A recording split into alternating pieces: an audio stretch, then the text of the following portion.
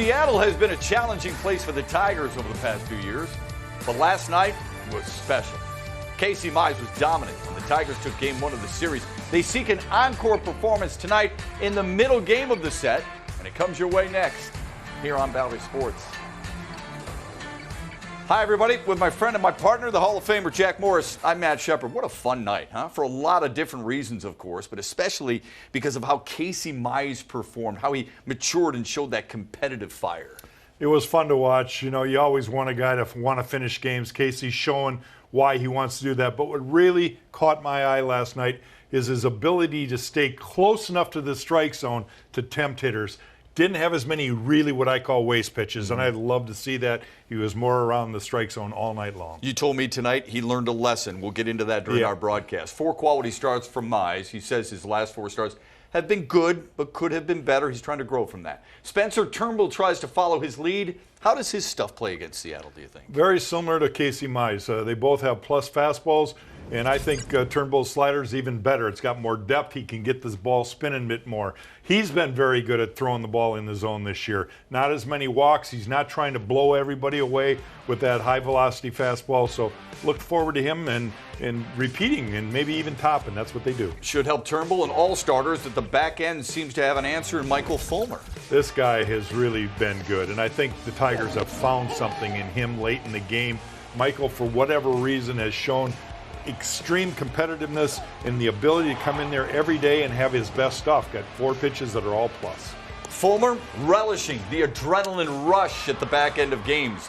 The role players for Detroit have relished their opportunities as well. Last night, it was guys like Eric Haas and Jake Rogers. Who will embrace the hero role tonight? Stick around to find out. It's the Tigers and the Mariners. Game 2 of the series on your home for Tigers baseball, Bally Sports. Comerica Bank, raise your expectations of what a bank can be. Come to Comerica. And by Wallside Windows. We can do that. We are the factory. Job well done by Spencer Turnbull in his last start against Kansas City. He got the victory, but he's never beaten a team from the AL West. He tries to do that tonight. We've got first pitch from Seattle next.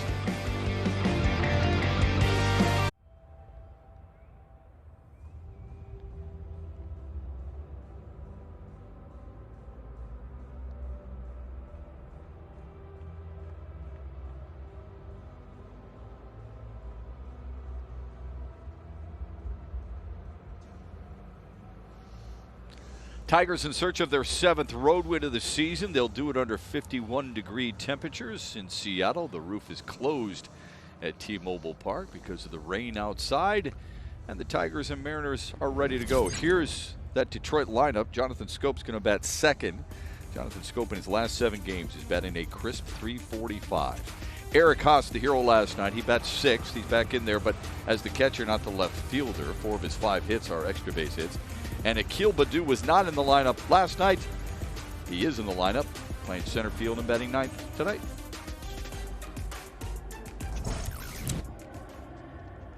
And they're going to be facing the right-hander, Justin Dunn. He's making his 7th start. Hasn't had a lot of decisions so far, just 1-1 on the year.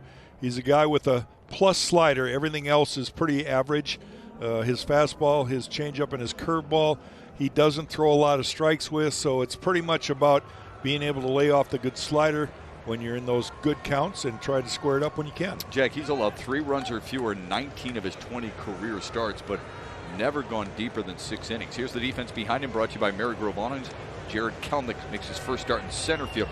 The infield is the same as it was last night, and Luis Torrens has allowed 18 stolen bases, 3rd most among major league catchers. He's behind the dish. Yeah, you can't steal first, but if you can, Robbie, go ahead right now.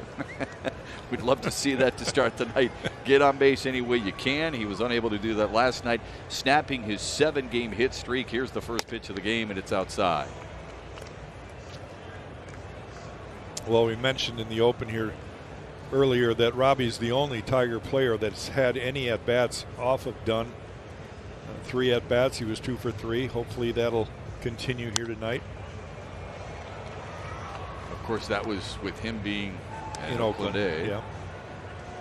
A.J. Hinch pretty happy for his guys last night, especially Casey Mize and how he pitched to the opponent, specific on how to beat them, and is hoping Spencer Turnbull can do the same here tonight.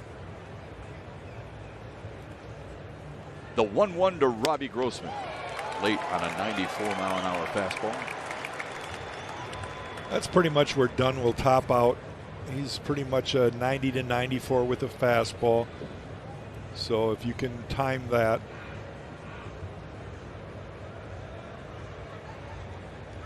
That used to be the top end for pitchers. Now that's common. There's a slider. Strikes out Grossman to start the night. I think Robbie was kind of caught in between right there. He saw fastball and then the ball started breaking. He was way out in front of it.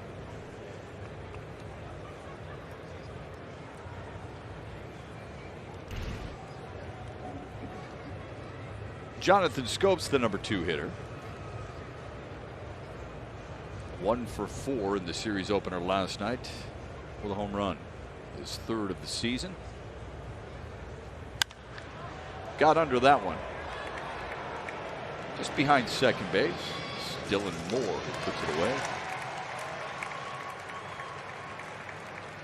Casey Mize was phenomenal last night. Brilliant. You can use a lot of different adjectives and words to describe it, but very satisfied with his outing last night. Although, Jack, I know you love the fact that he said, look, my last 4 have been good, but I can be better. I got to be better. Yeah, you know, I guess everybody can always be better. You can throw a perfect game and be better because you probably missed a few pitches in that game. You know, that's just the nature of perfectionists. But I like the way he competes. I know that deep down he wants to win the battle every pitch, and that's the name of this game. You've got to be a little bit different. And he did learn something last night, despite going 7 2/3. Yeah, we'll get into that as this game goes by. I want to kind of compare him with Spencer Turnbull early in this game. Candelario twists on one. It's deep to right field. That's gone. Guy. A solo homer over 380 feet, and the Tigers strike early in Seattle. What a simple swing, right, Shep? He knew it right away. You don't see Jamer admiring swings too often, but upon contact, and that's got to be a wonderful feeling for a hitter. You just know. Gibby talks about it all the time. You don't even feel it. But look at his reaction. Ball's right down Broadway, and he's taking a peek. He's got a smile on his face. Yeah, it's like, man, thank you. I got that one. You don't see him do that very often.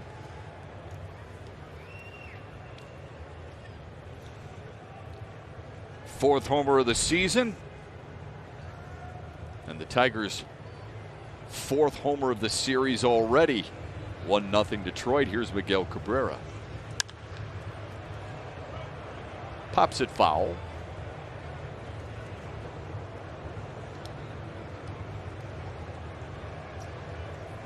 Three homers last night. 2 by Eric Haas, 1 by Jonathan Scope, and already here in the first, Jamer Candelario goes yard. The 0-1 to Cabrera, wave and a miss. Last night it was good to see the Tigers get Casey Mize the lead after their second inning. They gave him a 3-run lead, which he worked with for most of the game. And now Spencer Turnbull's going to take the hill without ever throwing a pitch with a lead.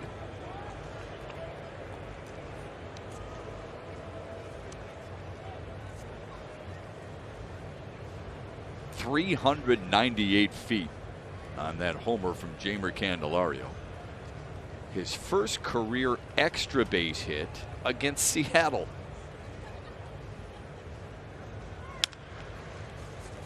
Rolled it over foul down the third base line. It's off to a good start. Let's hope it continues. And if Detroit scores 3 or more runs in this game, you can visit a participating Arby's location tomorrow and receive a free small order of curly fries.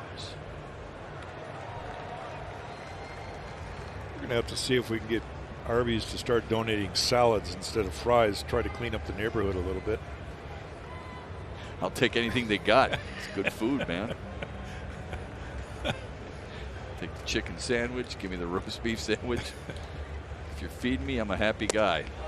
Strikes out Cabrera. But first, Detroit draws some blood. Jamer Candelario's 4th homer of the season. An emphatic exclamation point on the first to give Spencer Turnbull a 1-0 lead. He takes his office to the bottom of the first after this. Homer. Now, here's the Seattle batting order presented by your Metro Detroit Chevy dealers. Mitch Haniger bats second. He's been on base in all 12 games he's played in his career against the Tigers. Kyle Lewis bats cleanup. Tied for first with Alvin Davis for the fastest Seattle Mariner to hit 20 home runs in a career. And Luis Torrens, who did not play last night, bats 7th and is doing the catching. And it's Spencer Turnbull's turn tonight for his 6th start of the season, coming off a win last time against Kansas City. And we'll see if he can follow suit, maybe play topper and do what Casey Mize did last night. He's got pretty much the same weapons, good fastball, very much movement with it, and a plus slider, which he just threw there to start the game. He'll be thrown to Eric Haas for the 2nd time in a row.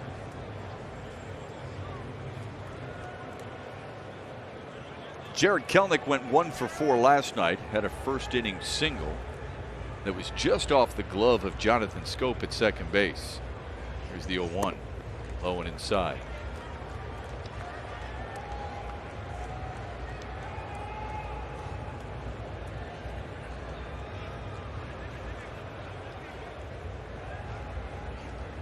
The 1-1 grounded to first.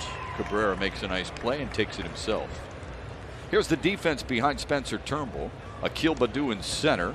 Nomar Mazara in right. They're the newest outfielders from last night. Harold Castro makes his 4th start at short. And as Jack mentioned, Eric Haas behind the dish. A.J. Hinch said he liked how he worked with Spencer Turnbull in their last start. And it's the 4th time he will catch Turnbull. They work in tandem tonight. AJ mentioned a couple days ago that he was thinking about having Wilson Ramos catch tonight, but he changed his mind, admitted that he did. Yeah. He said, look, I liked what Haas did last time out, and he wants to give Wilson Ramos some at-bats before he goes behind the dish, which I think is a good idea. He said Wilson Ramos will catch in Kansas City. Right. Eric Haas will play left field in Kansas City. Haniger follows it back. But you've noticed this, and it's so important for pitchers, and you can speak to this better than anybody I know. The catchers you're throwing to, you must have confidence, and how he and Jake Rogers have been able to stop balls in the dirt has been a big difference maker for this team, don't you think? Yeah, when you have pitchers, and we have a few of them, including Matthew Boyd, that at times want to spike a breaking ball. There's that good curveball from Spencer. Spencer, for him, it's a slider. Once in a while, he'll throw a big looping curveball, but he wants to keep it down, right? You have to have confidence in that catcher to block the ball. Keep it in front of you, especially with runners on base. Not so much a big deal when nobody's on, but you always, practice how you play like you practice. So you have to get in good habits as a catcher and try to block every single one of them. It's 2-2 to Mitch Haniger. We noted last night again, and not to go back to Jake Rogers, but he's done a lot better job defensively. For sure. He's really squaring up to the baseball, meaning that his body's in position to put the ball in front of him when it hits his chest protector or it bounces off his glove. We expect him behind the plate tomorrow in the series wrap up with Tarek Skubal. The 2-2 to Haniger. Got it. Look at Front door slider locked up Haniger. The ball was kind of at his left hip. He thought it was going to stay inside, but it has a little break at the end. Let's take another look at it. Just catches the inside corner.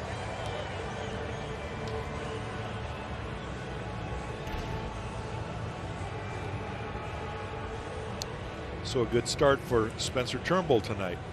Here's Kyle Seager, the third baseman who went 0 for 3 with a walk and a couple of strikeouts last night.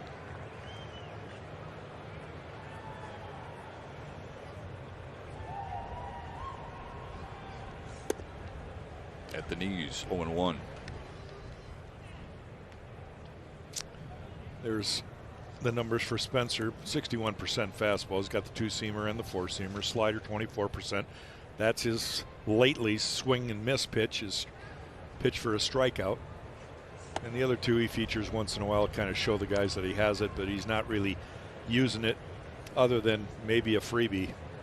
That's the way I used to use my changeup. It's like nobody expected it ever, so if I could just throw it for a strike, it was like a free pitch. They'd just freeze on it. Spencer kind of uses his changeup the same way. Outside 2-1. I see maturity with Spencer, though, also this year. You know, he battled COVID and wasn't really strong coming. That's why he was late, only his 6th start, when a couple of the other guys have a few more. This one driven to right. Mazara on the gallop, and he chases it down.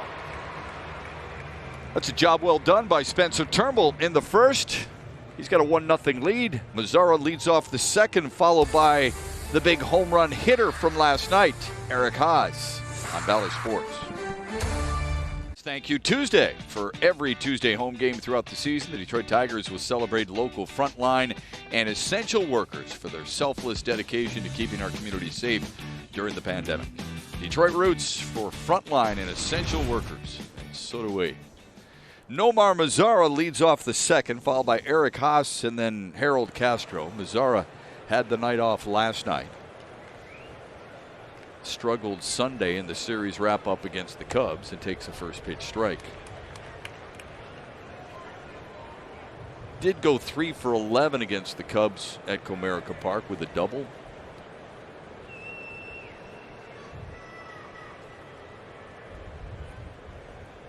Here's the 0-1. Now it's 0-2. Really hoping that he can generate that power. The reason the Tigers signed him is his ability to go yard and hit right-handed pitching. Just have not seen that consistently from him yet. You see how the Mariners play him. Way around to pull. The 0-2. And foul tipped into the glove of Torrance. Time for StatCast, powered by Google Cloud. Last night, this guy, number 13, Eric Haas, went yard twice.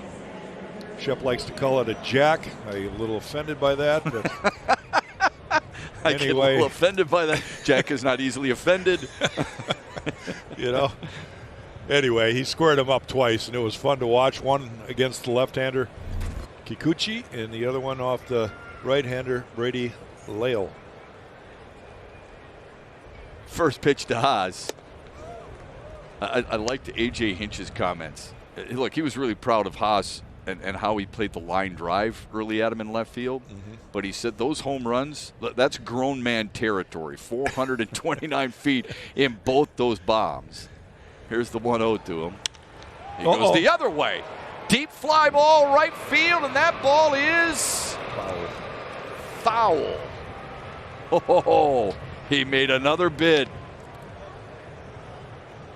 You know, he's smaller than A.J. A.J. was a catcher, and he's got way more power than A.J. I hope that gets back to him so that we have a conversation. A.J.'d probably agree with you. He really does swing it, though. He's a guy that takes a healthy hack, but quite honestly, for as big a swing as he has, he makes good contact. It's a great combination for him. But you like to see how he swings the bat more than anything else. He's aggressive up there. Yeah, he's not intimidated by any stretch. Here's the 1-1. Big cut. Now 1-2. I always get a kick, and whether it's our hitters, Eric Haas just did it right there, or the opposition hitters. You know, you throw a good pitch, they swing and miss, and they're shaking their head like, yeah, I gotcha. And I feel like saying, you don't have anything. Taps it foul. Big power in the minor leagues. Yeah, he's paid his dues down there, hasn't he? You root for guys like that. Of course, being a Michigander helps. He's been a good story, a fun guy, well-liked by his teammates. He's had a good frame of mind, and I think that's one of the reasons he's here right now. And contributing certainly doesn't hurt at all his cause. And a good influence, too. Waits on the 1-2. And he strikes out looking. Another slider there from Dunn.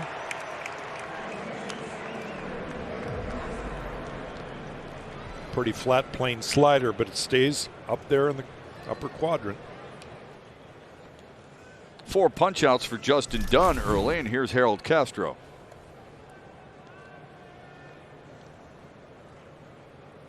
Castro's been seeing it pretty well. Last 6 games, batting over 400.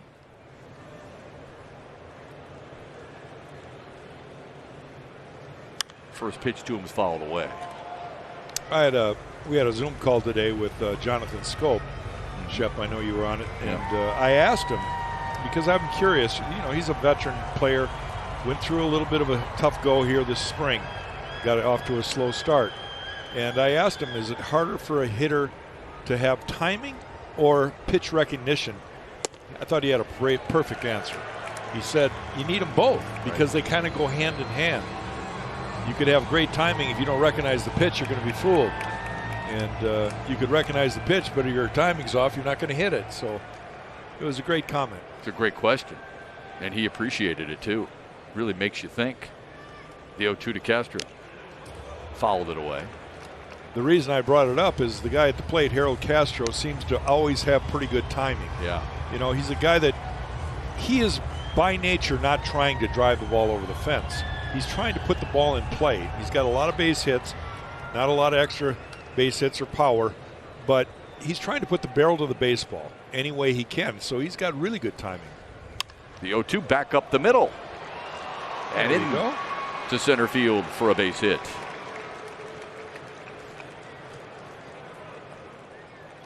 I love it. I love it because Harold Castro's kind of a throwback player with that in mind. You know, we live in a day and age where you get rewarded so much for the big fly. You know, that's what a lot of players are trying to do every time they're up there. But this game's still about the simple things and doing it right. And Harold Castro, you know, we talk about pitching also, that everybody's not a stamp. We're not built out of a mold and everybody's the same. Everybody's different. And you've got to figure out how and what works for you. Harold's figured it out. Ramos back up the middle. An easy force at second. And the Tigers are done in the second. Spencer Turnbull needed 12 pitches to get through the first. Now he takes aim at the 4, 5, and 6 hitters in the second here on Bally Sports. Decision. Casey Mize had a career-high 7 2/3 innings and complimented Jake Rogers on catching that game last night. Back with Jack Morris, I'm Matt Shepard. He did learn something, though, because he wanted to stay in the ball game, but he gave up a home run to Tom Murphy. What's he learning in that situation in your mind? Well, 2 things. First of all, he wants to finish game. That mindset in itself is unique. That's what makes him special. A lot of guys are happy just doing their job through 7 and turning it over to the bullpen. He has the mentality of, hey, bullpen's got a day off today. That's what I had. That's what I think he has. You know, it's a different time, and he may never get the opportunities I did. But what he learned is the comment from his manager. So it's like, hey, if you wanted to finish the game, you can't give up that home run in the 7th inning. And Sparky Anderson pretty much told me the same thing when I was young. He said, look it, you work your tail off to get to that point. Don't implode late, because I'm going to get help. We got guys for you at that time of the game. He said, so when you get to that point, you got to give you every ounce of energy you got left to get through the 8th and 9th inning. And I think that's a lesson that Casey learned last night. And the other guys were all listening, okay? Scuba was listening. They're all right there. They're a close-knit group of guys. Another good pitch, good at bat for Turnbull. He seems to be dialed in. But we're going to look at the home run that Tom Murphy hit off of him. He got behind. That was the key to that pitch. He got behind, and then he had to throw the cookie. He was going after getting back in the count. And he left one over the middle. Murphy hit it out. He still had a 2-run lead at the time. And AJ was trying to teach him a lesson there. And, you know, if you really want to finish games, don't give him that chance. Crawford drives one to center field. Akil Baddoo is there and puts it away. 2 quick outs for Spencer Turnbull here in the second.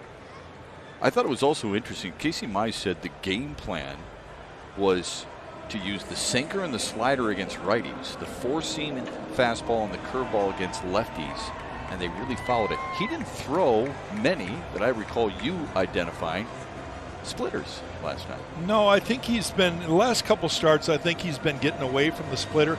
The splitter has been kind of flat. It's still an off-speed pitch for him. I don't want him to just put it on the shelf and forget about it because it's still a quality pitch. It's what made him so darn famous in college, was that pitch. But what he's gotten is a lot better slider lately. And that's Spencer Turnbull's probably best pitch as far as a swing and miss pitch right now. And both these guys have a lot of similarities, movement with their fastball, plus fastballs, both sides of the plate, and then a really good spin rate and good depth to their sliders.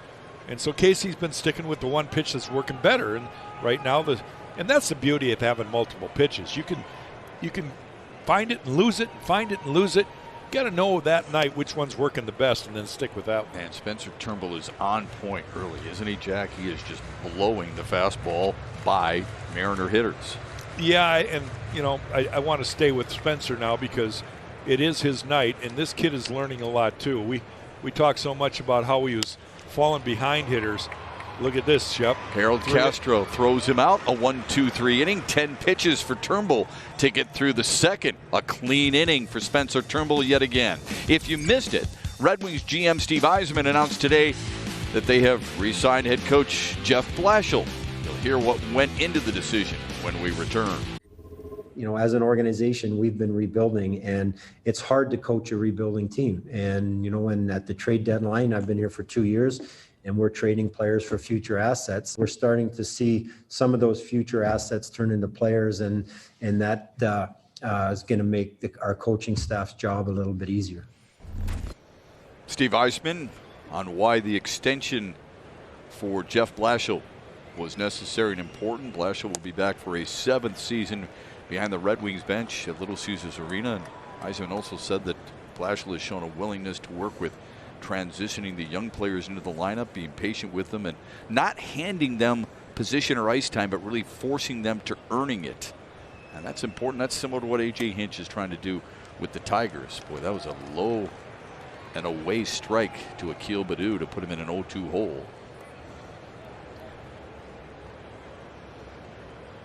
Angel Hernandez behind the plate, the umpire. He's got a pretty generous strike zone usually. And Baddoo went too far. He strikes out to start the third.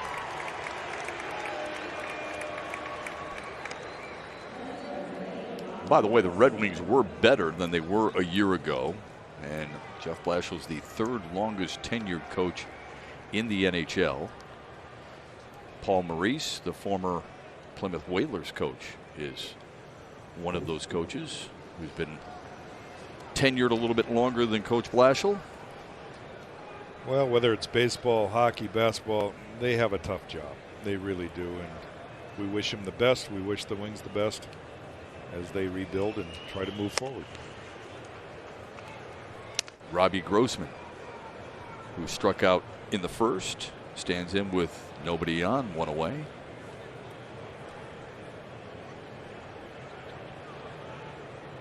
Robbie got locked up a little bit with a slider his first at bat. Fouls it back. It's 1-1.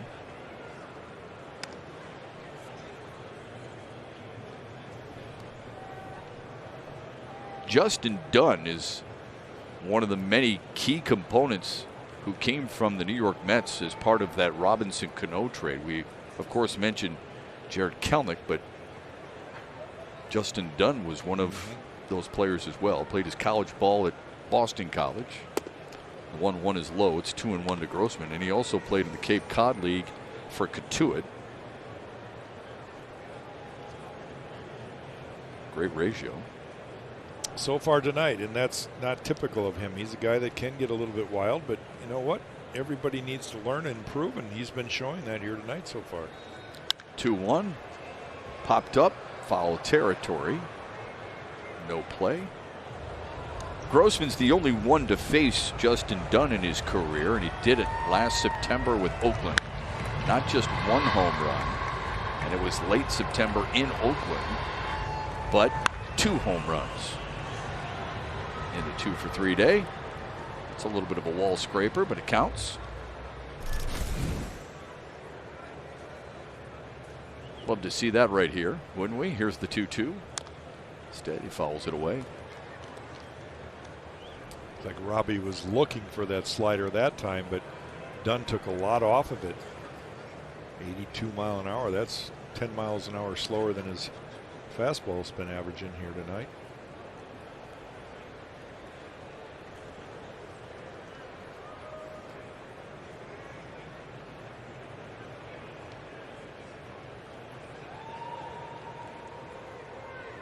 Now the 2-2.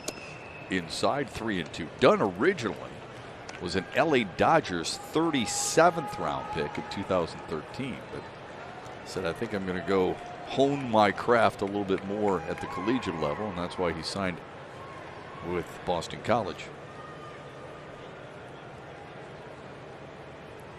Yeah, you start wondering. Of course, baseball doesn't have that many drafts anymore.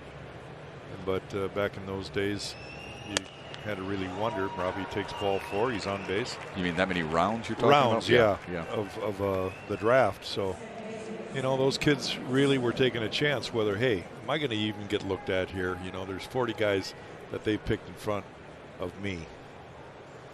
Got to believe in yourself. Yeah, it did pay off for him. He went from the 37th round in 2013. 3 years later, he was a first-round pick of the Mets, 19th overall. Now he faces Jonathan Scope. All right, is Robbie going to try to get a lead here? Maybe get a jump and try to steal a bag? We talked about Torrens, the catcher, a lot of steals off of him, and Dunn, the pitcher, a lot of steals off him. So it's a good combination if they can find the right pitch to maybe steal 90 feet and get in scoring position for Scope. Just to give you an idea, Dunn has allowed 8 stolen bases. Only Matt Harvey has allowed more, and he walks an awful lot, as you can see there. And Torrens has allowed the 3rd most stolen bases against. Scope fouls it away. It's 1-1. A hanger there. Jonathan kept his hands back, but his front side was gone a little bit. The ball started towards him. Hard thing to adjust to for a hitter. Recognizing that pitch that's coming at you and seeing the spin, knowing that it's going to come back over the plate.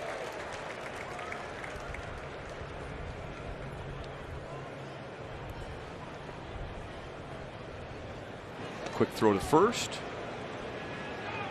Grossman back safely.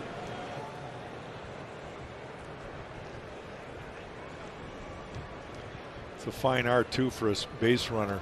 How big a lead can you get? They call it sometimes a one-way lead, where you're trying to get an extra step just to see if you can get back in time. But you got to get back in time. Scope off the end of the bat, foul. Let's take a look at what Jonathan Scope did last night. He got the big home run again off of Yusei Kikuchi. It was a welcome sight, a 2-run home run back in the 2nd inning. Put Detroit up 3-0. Seeing it better, huh? Yeah, he is. Having better swings.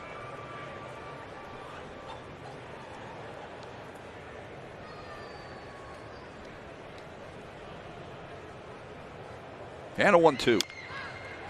On the ground, slowly to third. That's going to hit the bag, and that's Beautiful. a fair ball. Thing of beauty right there.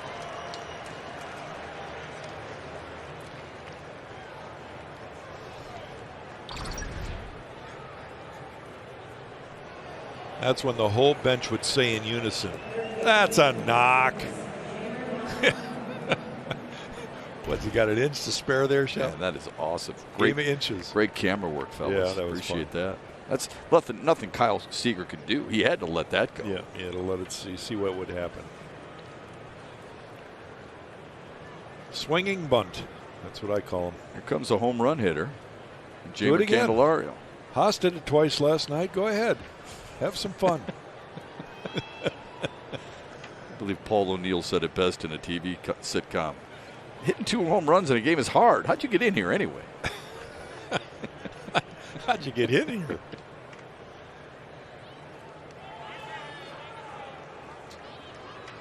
Hitting 1 home run is hard.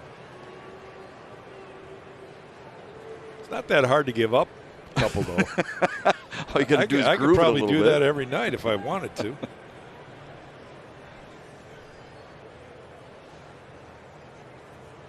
The pitch to him. And it bounces away from Torino, and both men move up. There we go. Now a base hit scores 2.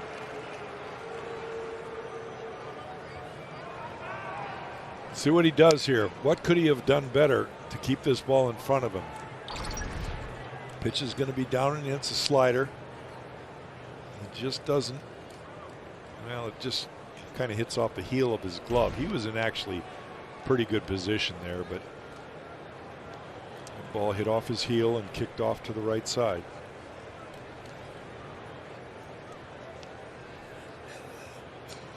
One and 0 to Candelario. Fouls it away. Take a look at StatCast here for Jeimer Candelario's home run back in the first inning. 95-mile-an-hour pitch. And that was jacked, Shep.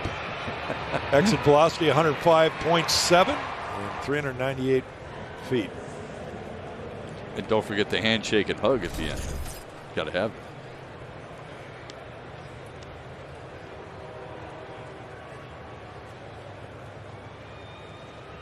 The 1-1's low. Good take. 2-1 to Candelario. It's kind of the pitch I was referring to when I asked Jonathan Scope about pitch recognition.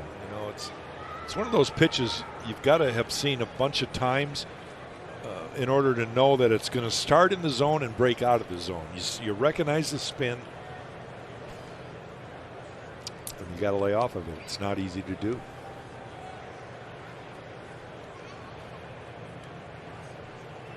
Oh, half swing. On the ground to first. They'll concede the run.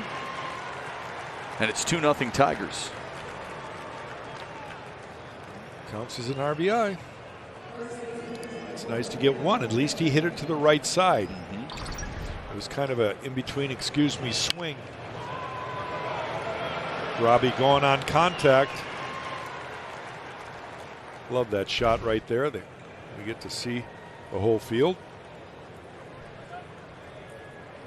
Jonathan Scope moved up to third as well.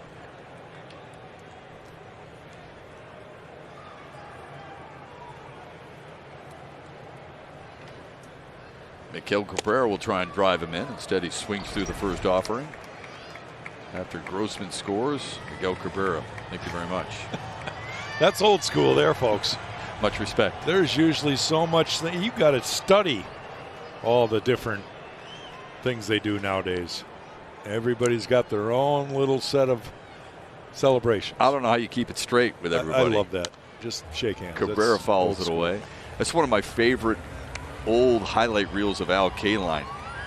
He scores a game-winning run, and he claps his hand as he crosses home plate and shakes the on-deck circle player's hand. It's classy. More expression in the game today. Nothing wrong with that either, though. Guys showing off their personality. It's fun stuff. It's 0-2 to Cabrera, who struck out back in the first. Did he get it? Sends one to deep right. Mitch Haniger's got plenty of room, but the Tigers do score again on just one hit. It's 2-0 Detroit in Seattle as we head to the bottom of the third. Park. It's quite a ballpark. Retractable roof. All those, that structure on the left slides back and forth. It was a sunny batting practice. The roof was open, but a little rain cloud came through, so they closed it quickly. I love that you can see through it. Even though it's covered, you can see through and see the beautiful skyline and what's out there in Seattle. So much to see, so much green there. Bottom of the third, Spencer Turnbull will face Luis Torrens, the catcher, and then Jose Marmolejos, the first baseman, and then Sam Haggerty, the left fielder. Pounding the strike zone is something I think all Tiger starters have finally starting to figure out. It's good to see. Turnbull's got such great movement with his fastball. He can aim for the middle of the plate and ball run on both sides, and he'll still catch a third.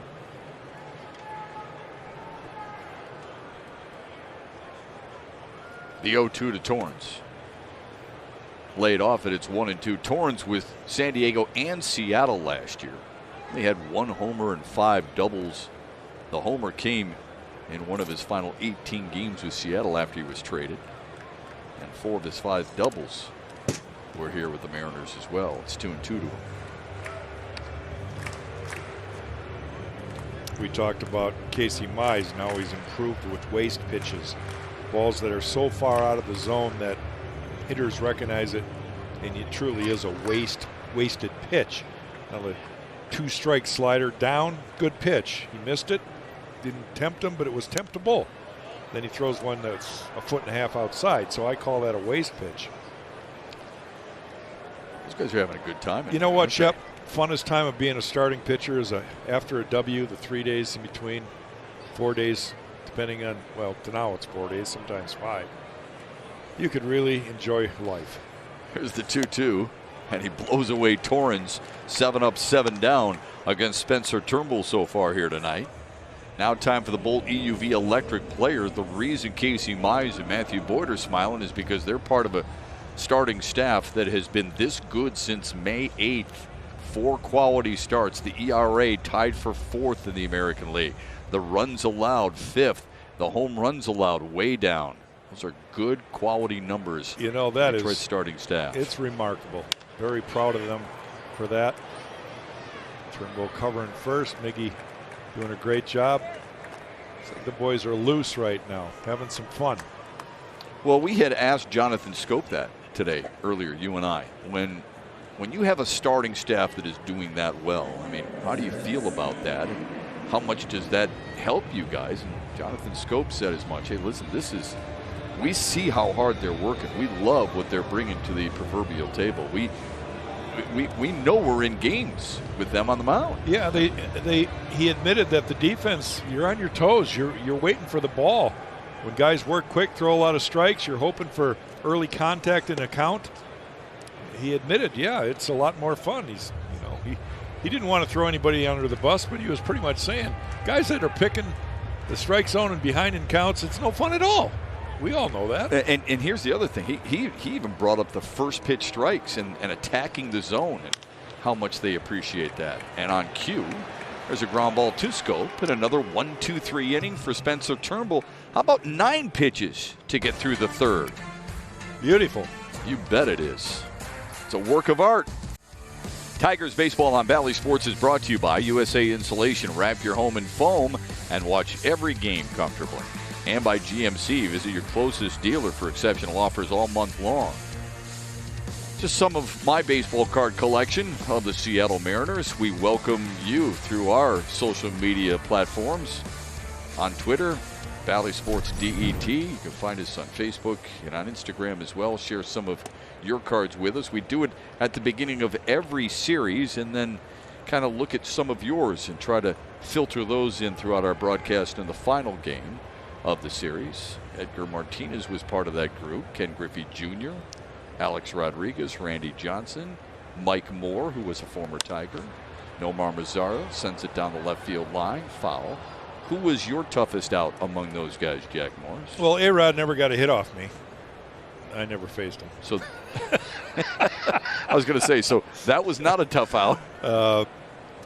Edgar was one tough out.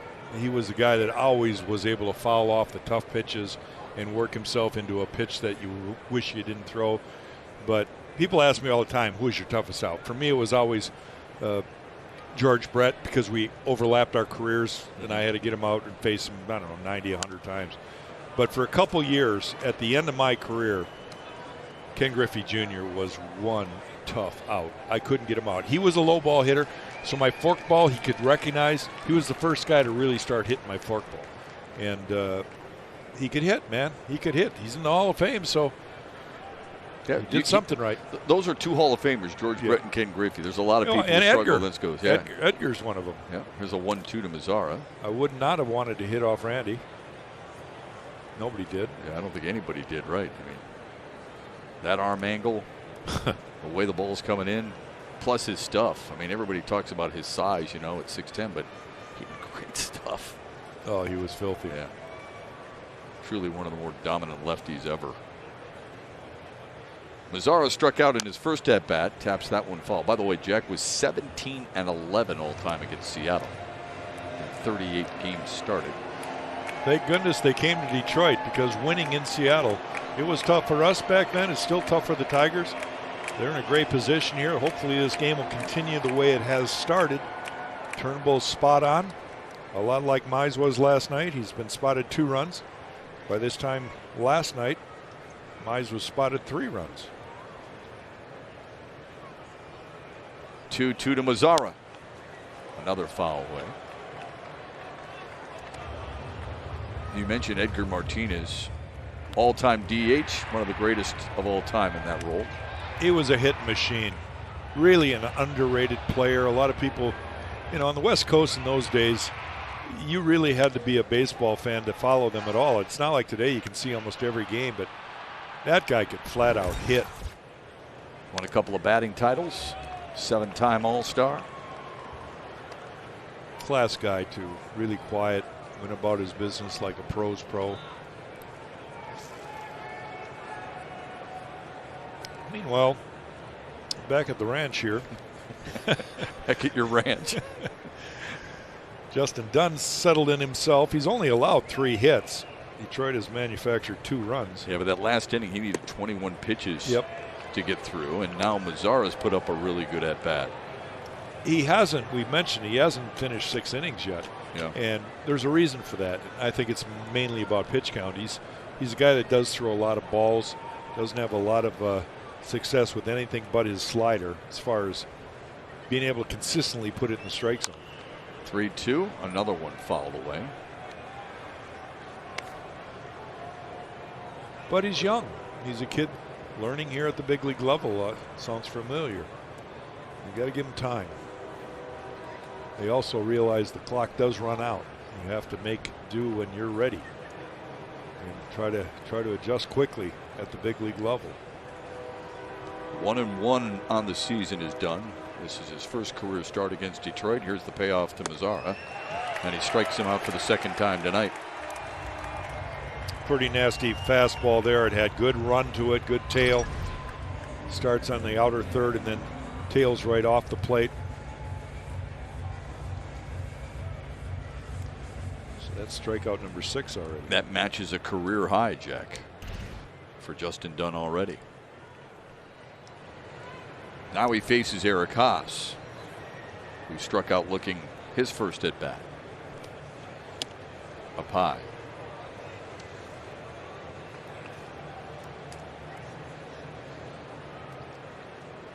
Jack mentioned the struggles the Tigers have had in Seattle. The Mariners have beaten Detroit 14 of the last 16 at home. Of course, Detroit a 4-1 victor last night. Haas drives one to deep left center field. Way back. That ball is going to be in the ballpark and hauled in by Sam Haggerty. Boy, Haas is just tempting those outfield walls on a regular basis. Tickets for all June home games are on sale right now. Don't miss the Mariners, the Cardinals, the Astros, and a whole lot more. Tickets start at just $10. To purchase, go to tigers.com/tickets today.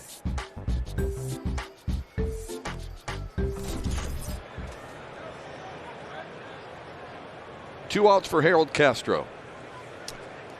The line drive up the middle, past Dunn's foot in his first at bat.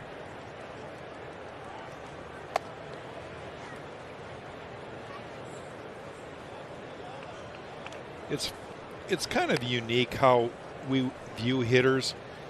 Talk about Jamer Candelario all the time and how calm he is at the plate, how he never seems to show emotion. Everything's kind of, well, he can slow things down. I think Harold Castro is a very similar type of guy. Never really seems to be too high or too low. And it's a quiet confidence, I call it. They know what they can do. They trust their hands and their ability. And they let the ball travel. They see it and they let it travel.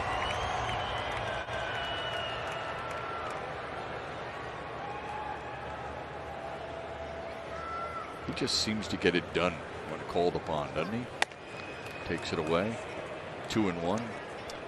It's a good lesson for a lot of young kids, whether you're a college player or you're in the minor leagues. Harold Castro sat on the bench for the first month. He didn't get hardly any at-bats. And he bought his time, worked like all players do, kept working hard. And when his time came, he was able to capitalize on it. And he doesn't give in either, Jack. I mean, remember what happened a few nights ago against Chicago. Craig Kimbrell, he went the other way for his first career walk-off. And in that game, he had struck out 3 times. Yep.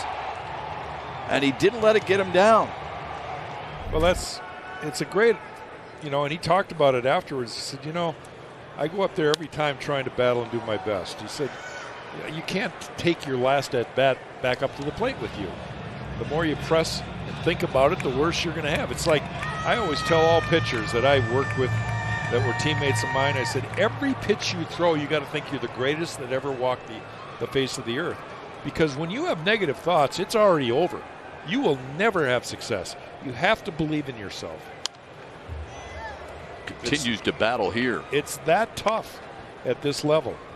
You're playing against the best of the best.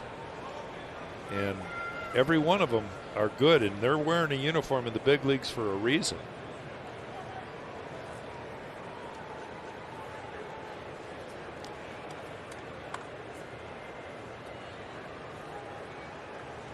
Another 2-2 to Castro.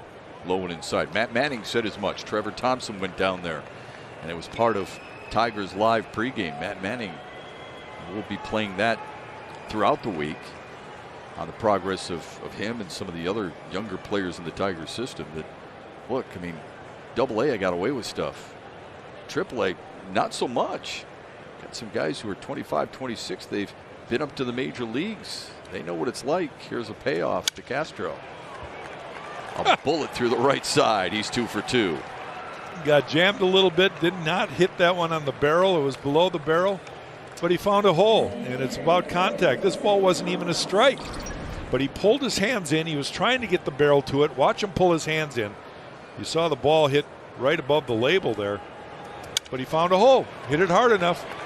And that's a knock. There's a reason Craig Monroe calls him Tua. Tua hits a night. It seems like, yeah. Now here's Wilson Ramos.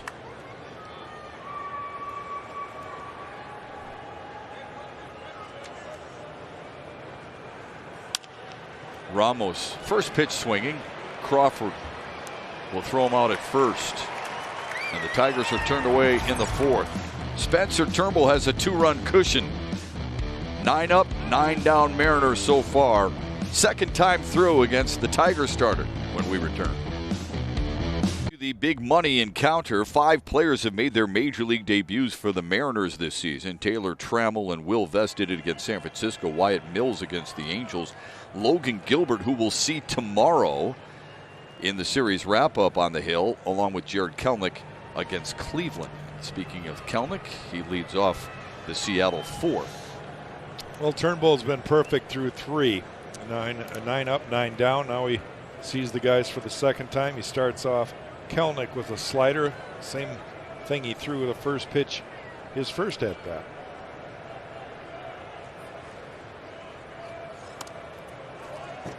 2-0 to Kelenic. Kelnic's first major league hit was a home run against the Tribe. First Mariner, or I should say 10th Mariner, to homer in his first career major league hit. And I saw an interview with him on MLB Network the other day where he could see his parents, and he wanted to acknowledge them when he crossed home plate and how important it was because of all the sacrifice that they've made. And I'm sure every young man feels that way, but it was refreshing to hear him say that. It's now 3-1. And part of that sacrifice was made by his father, because his father built a baseball complex, cages and so on and so forth, on 70 acres of land. He never played high school ball because in Wisconsin it starts so late. And he draws a free pass to start the 4th. That's the first base runner for the Mariners tonight. You notice frustration there for Spencer Turnbull. First walk he's given up, never really got in the or ahead in the count there. This is the time where you see the maturation of a young pitcher. how does he react now? He's got their best hitter by far. Yep. Haniger's 12 bombs.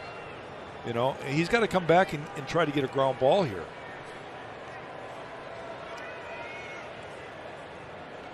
You can't let it get out of control or let it keep festering. You've got to get right back into the game.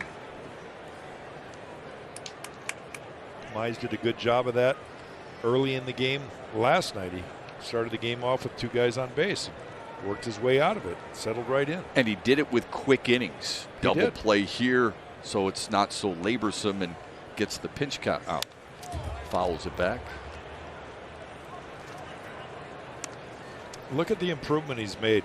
Hard hit rate this year, much improved over last season. Same with walks. Yeah, wow. But I can tell you this, it's hard to get a double play with the ball up in the zone. He's got to try to throw that slider or that sinker down and in. Get it down. If you're thinking ground ball, which you should be thinking right here. Now with 2 strikes, you can think strikeout too. Couldn't get him to chase. 1-2 to Haniger. That ball does not have to be that far off the plate. He can miss by a couple inches, and it's going to be off the end of the bat. It's going to be a weak contact ground ball. Sometimes I think Spencer tries to throw it where it breaks too much, and it's a waste pitch. Good foul back. There. Yeah.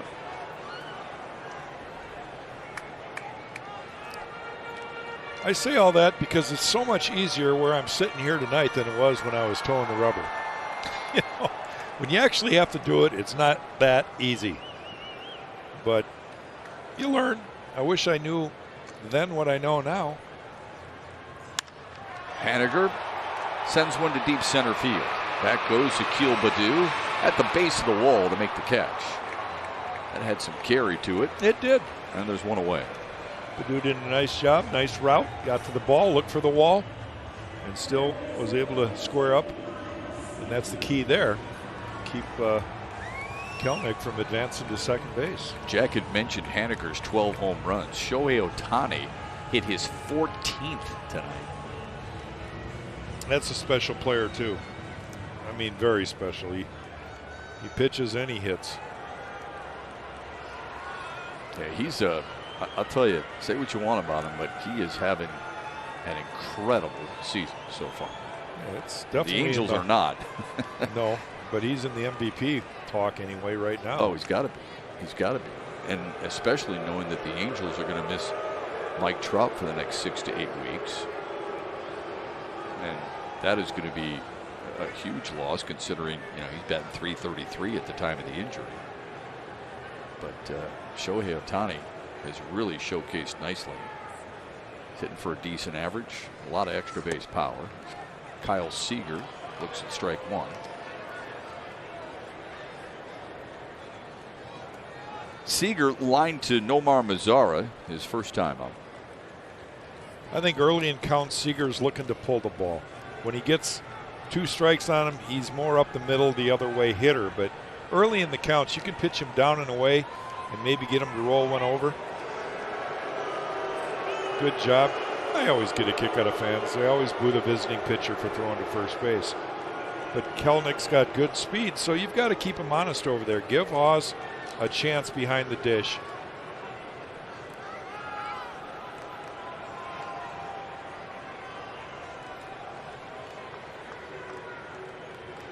Another quick throw.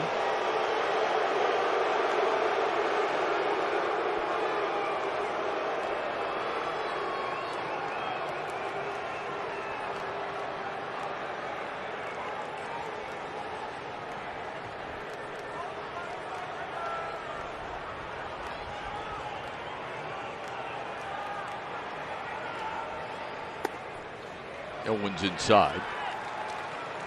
1-1 to Kyle Seager. We showed you those Seattle baseball cards, that collection. Saw Edgar Martinez and Ken Griffey Jr. and Jay Buhner and Alvin Davis. Those 4 players with Kyle Seager are the only 5 in Seattle history with at least 8 years of 10 homers or more. Seager doesn't seem like he belongs in that group, but he's part of it. 1-2 to him. Yeah, at the end of the day, he's always up there, isn't he? Yeah. plays every day. He's been durable. Mm-hmm.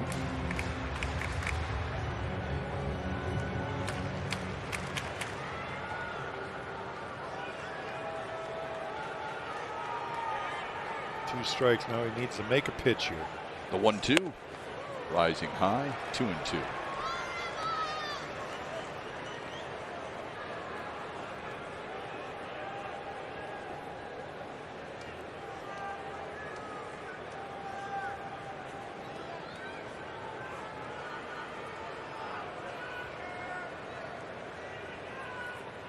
Here comes the 2-2. Swung on and missed. There's the pitch you're looking for. Fourth punch out of the night for Spencer Turnbull. 2 outs here in the 4th. Well, great depth to this slider. Starts right at the middle of the plate, and look at it. It breaks a good 2 feet. And Seager well over the top of it. Big out. Great pitch. One more to get, and it's Kyle Lewis. Lewis, a strikeout victim in the 2nd. Was the center fielder in the series opener. He's the DH here tonight. Half-hearted swing 0-1. That's just Haas and Turnbull really working well together. Kid was up there hunting fastball first pitch. You could tell by his swing. What does that tell me as a pitcher? When a guy's swinging at the first pitch and has that obvious of swing because he's looking fastball. It's like you can throw him a fastball. Kelenic steals second base. Turnbull just threw it right by him there. So right now, you just got to accept the fact, all right, I got a runner at second base, but I have 2 strikes on the hitter. I'm not even going to look at the guy at second base. It's a great jump by Kelenic. It was. And Turnbull really didn't pay attention. That wasn't on Haas. That was on Turnbull. Usually is. But like I was saying, you have 2 strikes now on Kyle Lewis. Don't even waste any time. Throw your best pitch, whether you believe it's the fastball up, slider away, front door slider, whatever one you want to try to throw here. Make it a good quality pitch.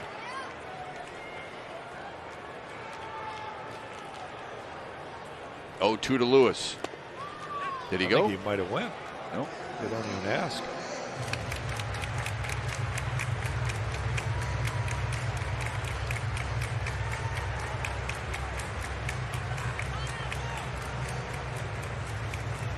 We talk about Detroit's young players in the system being the foundations moving forward. These two, Kelenic at second and Lewis at the plate, are the focal points of Seattle moving forward. They are. They should be wearing that uniform for a while. Laid off that, 2-2. All right, Shep. He starts him off with a slider, gets him to swing. Bad swing, good pitch because you got him to swing. Then he throws 2 sliders when he's ahead in the count, and he spits on them both, takes them both. Do you come back with the slider, or do you try to throw that fastball? Now, he's looking fastball. I promise you, he's looking fastball. But he hasn't caught up with it yet. Right. Let's see what he gets. The 2-2. Hey, got him swinging. Spencer Turnbull, back-to-back strikeouts to end the 4th. Seattle leaves a man in scoring territory. The youth of Detroit, Matt Manning is part of it. He's one of their brightest young stars. What's he been working on to get to Detroit? You'll hear after the break. I think it's just more stuff to play with. At some point, I know I'll put it in full time.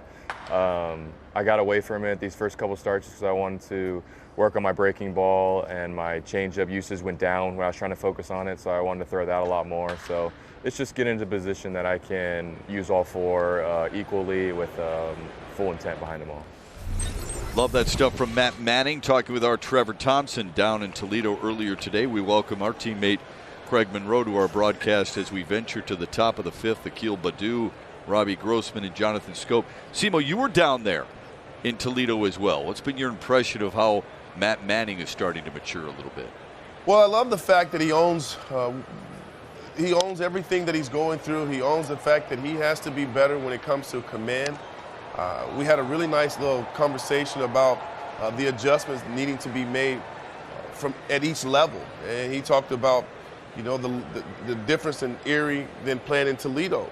And he truly believes that the guys in Toledo are a lot of 25, 26-year-old hitters who are big league hitters who are still trying to fight their way back to the big leagues. And he just simply said it, Shep. He doesn't get away with the same mistakes that he was able to get away with in Erie, in Double-A. He said, these guys are polished hitters, and they've made me pay. And he said, every time I make a mistake, they're doing some damage. So he's got to be more efficient. He said he wants to command the strike zone and throw quality strikes, competitive strikes, and also being able to use all of his pitches in any count. Akil Baddoo strikes out to start the fifth, his second time that he struck out, and that's a new career high in strikeouts for Justin Dunn. It's interesting, Jack, that Matt Manning was talking about working on different pitches. I don't know how much you should be worried about winning or your ERA when you're down there trying to experiment and try to find, you know, to kind of hone in your current repertoire. Well, let's face it, most guys get drafted by major league clubs and go to the minor leagues because God gave them a talent, and that talent typically is a fastball. I would say 95% of all pitchers signed are because they have fastball, a live arm, special arm, right? And then they've got to develop into a guy that can throw breaking balls, because you can't live and die with a fastball at any level in pro ball. And I think that's what Matt's referring to. Look, I'm working on my secondary pitches, meaning his curveball, his changeup, and now maybe a slider someday. 0-1 to Robbie Grossman, make it 0-2. And fellas, he also mentioned that he was used to getting away with that fastball, Jack. He said he simply would just throw to the four quad, like to the square. He was just going to throw to the square. And I kind of asked, what does that mean? He's like, well, I knew I had a plus fastball, and in Double-A, I could get away with that 98, 99, and guys would swing through it. And he goes, it's been a little different here in Triple-A. These guys are barreling it up. So the fact that he's recognized it and he understands what he needs to do to be more effective, more efficient, for me says a lot about his character and his hard work and his dedication really to being at this level and being elite when he gets here. Good point, Simo, and all I can add to that is we hear from general managers, in this case Al Avila, all the time. We'll ask him questions privately about a kid in the minor leagues, and he'll, you know, at least in my case, he'll look at me and he'll say, Jack, he's not ready. Well, why would he say that, right? Because he knows. He knows that kids have to have that years of experience and develop, because they don't want a kid that might be given a God's gift with a 99-mile-an-hour fastball. But if he doesn't have the breaking ball, guess what? At this big league level, he's going to be calling him mom again and telling him how tough this game is. Grossman to center field. Kelenick's got it, 2 away. And guys, I also want to mention this too. He talked about holding runners on better, varying his look, varying his times. And he said it was challenging when they were at the alternate site last year, given the fact that it wasn't in game situation, game speed. And he said for him, that is something now this year he's focused on, is when he comes set, he's really trying to hold the runners and be more cognizant of those guys at first base, to where he's giving the catcher a chance to throw them out. 2 away for Jonathan Scope here in the Tigers' fifth. Scope singled his last time up. I think it's refreshing too, Simo, that he was as honest with you as he was, admitting that it's been a little bit tougher adjustment going from Double-A to Triple-A than he thought. Well, he joked with A.J. Hinch all spring training, saying, A.J. talked about taking the best 26 guys. And I asked him, I said, did you have good banter going back and forth with A.J. about being one of the best 26? And he said, no, I meant it. He said, I meant what I said. I was going to be one of the best 26 out of camp. And A.J. just kept reminding me, slow down, big fella. You've got to go and you've got a couple more things to learn. But I can't wait, to have you here in the big leagues. The 2-0 to Scope. Good pitch, 2-1. I remember a conversation I had at the big league level with one of my early pitching coaches. It wasn't the first pitching coach I had, but he was always asking me, you take the mound between innings all the time and you don't ever throw a pitch out of the stretch. How come? And I said, well, if I practice with a guy on first, I'm already in trouble. I'm going to try to practice by not letting him get to first. Of course, I had the worst pickoff move, and everybody stole. If it wasn't for Lance Parrish's powerful arm, they would have been on third base every time they got to first. But I didn't really worry about them until they got to third. He's a confident young man, though, and I believe that'll help him too. That's going to take him a long way. 2-2 to Scope, a wave and a miss. And a nice inning for Justin Dunn. The Tigers go 1-2-3. When we come back, I want Jack and Simo's thoughts on whether or not Matt Manning could benefit from coming out of a major league bullpen. We'll get their thoughts on that when we come back to Seattle after this. Here's our Comerica Bank game summary. Spencer Turnbull, through the first 4 innings, been very, very good. He went through the lineup first 3 innings in order, and he's shown that good spin on his breaking ball, that being the slider. He's shown an off-speed pitch right there, a changeup, but he's been spot on. He's pretty much worked ahead in counts, and he starts the 5th inning off that way himself against J.P. Crawford. Yeah, love what he's doing. It'll be J.P. Crawford, Dylan Moore, and Luis Torrens here against Turnbull in the 5th. 1-1 to Crawford. Welcome back our teammate Craig Monroe. Wanted just to wrap up on Matt Manning, the conversation that Simo and Trevor Thompson had with him in Toledo earlier today. Would a guy like Matt Manning, ground ball to first, Cabrera will take it himself, benefit from learning at the major league level out of the bullpen? How would that benefit or hurt him? Jack, you first. What do you think? I think it would benefit him tremendously. You know, this kid is got a plus arm, and the reason I say that is I experienced it myself. I started my very first appearance in the big league level was out of the bullpen, and within 2 appearances I got a chance to start. And I started for about 3-4 starts, and then I hurt my shoulder and missed the rest of the year. That was late in the year in 1977. In 78, I was in the bullpen the whole year. My shoulder was killing me, but I learned a heck of a lot. I learned all the things that Matt Manning has already said about the different levels, and I realized in big leagues, you don't make mistakes over the middle of the plate. Those hanging sliders are always hit out of the ballpark. They're not fly balls to the warning track. Up the middle on the charge, Scope.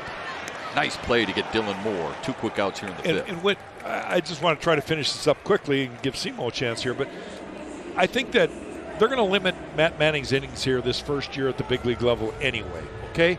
What better way to limit it than maybe have him as a long man in the bullpen? You're only going to get so many innings out of the bullpen.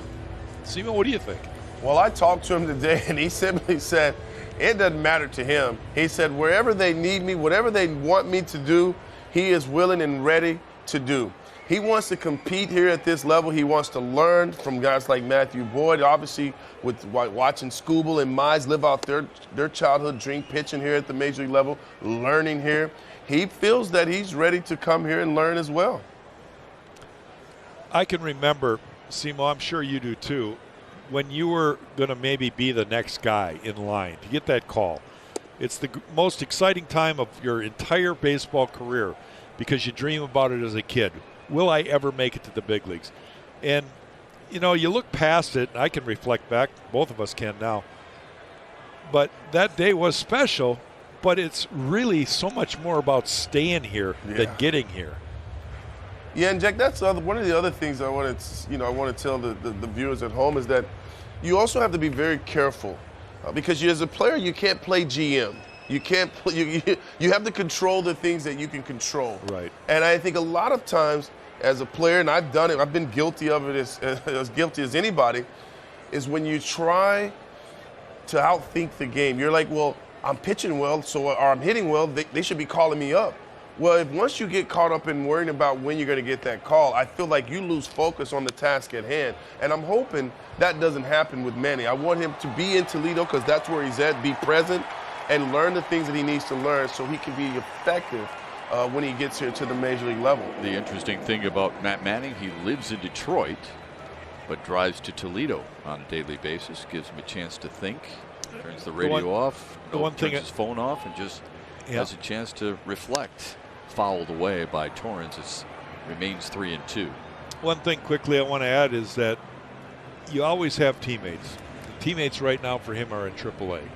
And you want to be the best teammate you can be. You want to be the best guy on that team. Hopefully he wants that. Hopefully every player wants that. And so his time will come when it's his time. We don't know when it'll be. We hope it's this summer, but, you know, we don't know for a fact. Another 3-2. Good pitch. On the ground to short. Spencer Turnbull has faced one over the minimum through 5. And that was a walk. We head to the 6th. And the man responsible to put Detroit on the board first with his 4th homer of the year will lead off the Tiger 6th. Top of the 6th in Seattle, but back in the 1st inning, 3rd batter to come to the plate. Jeimer Candelario puts Detroit on the board first with a home run out to right center. The Tigers have only put 2 guys aboard. They've got 4 hits, so it's been a pitcher's duel. Spencer Turnbull has yet to give up a hit. Justin Dunn has settled in. There's the numbers. Those 4 hits, you mentioned the Candelario homer. It's been a single by Jonathan Scope, and Harold Castro is 2 for 2. Justin Dunn has settled in, already a career-high 8 strikeouts for him. He faces Candelario, Cabrera, and Mazzara for Detroit here in the 6th.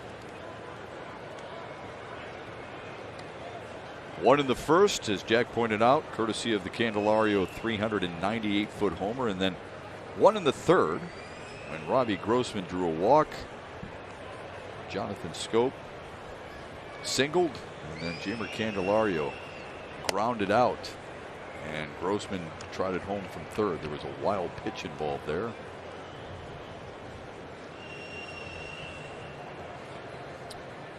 Dunn at 82 pitches. We mentioned that he is yet to get through the 6th inning. So we'll see if maybe Detroit can keep that string alive. Candelario didn't like that call at all. I don't blame him.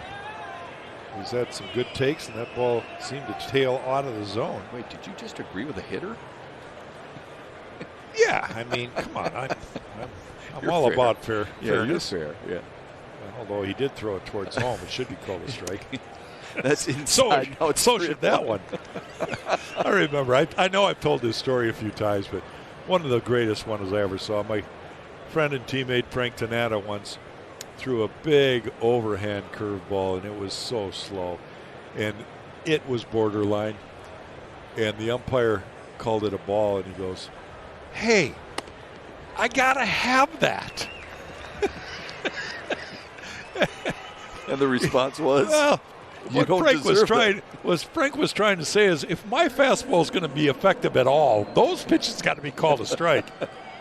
It was great. Yeah, he's one of those guys who did a great job of maybe the word reinventing is overused, but he did reinvent himself, don't you think? Yes, he did. A hard thing to do. A power pitcher to a finesse pitcher. Oh, man. And when he was with the Angels as a power pitcher, I would argue that Frank Tanana has borderline Hall of Fame numbers.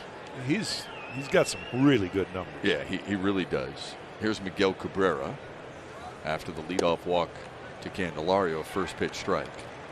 And Frank Tanana pitched for a long time, by the way. Yes, he did. You know, in Texas as well. He was in Detroit for 8 years. The Angels, where he was a flamethrower. Yeah, he has close to 2,800 strikeouts in his career. Pretty darn good. Yeah, won 240 games, Jack. 240. Those are worthy of consideration in my book.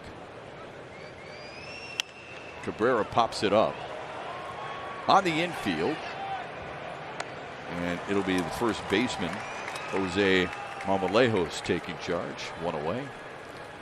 And now a message from MGM Grand Detroit. Go grand at the destination that elevates every experience. Welcome back safely to MGM Grand Detroit. Glad you're with us on this Tuesday night for Game 2 of the 3-game series with Hall of Famer Jack Morris, Craig Monroe, and Mickey York. I'm Matt Shepard. There's no Mazzara. He struck out a couple of times against Justin Dunn, who has a career-high 8. Mazzara has punched out twice. Akil Baddoo has struck out twice as well. Dunn just gave up the leadoff walk to Jeimer. We talk about it so many times, how those leadoff walks usually come back to haunt you. Hopefully Detroit can figure something out and let Jeimer cross the plate. Dunn has walked 2 now. The other player to walk was Robbie Grossman, and he did score in the 3rd. Spencer Turnbull, in the meantime, has not allowed a hit and has walked one. And just 63 pitches to get through 5 innings for Turnbull. That's outside, 1-1 to Nomar Mazara. Shep, we talked about, there's some activity now in Seattle's bullpen. We talked about the pace of game last night and how it benefited both Kikuchi and Mize. Well, tonight's kind of the same situation. Both pitchers have been working fairly quickly. They haven't had to sit in their dugouts very long at all. Very low scoring game again. And I really think that helps the rhythm, especially of young pitchers. In this case, Dunn being the younger one. Spencer's got a couple years in the big leagues now. And as you brought up with Jonathan Scope earlier today, it helps the players too. Here's the 2-1 to Mazara on the outside corner. Jeez.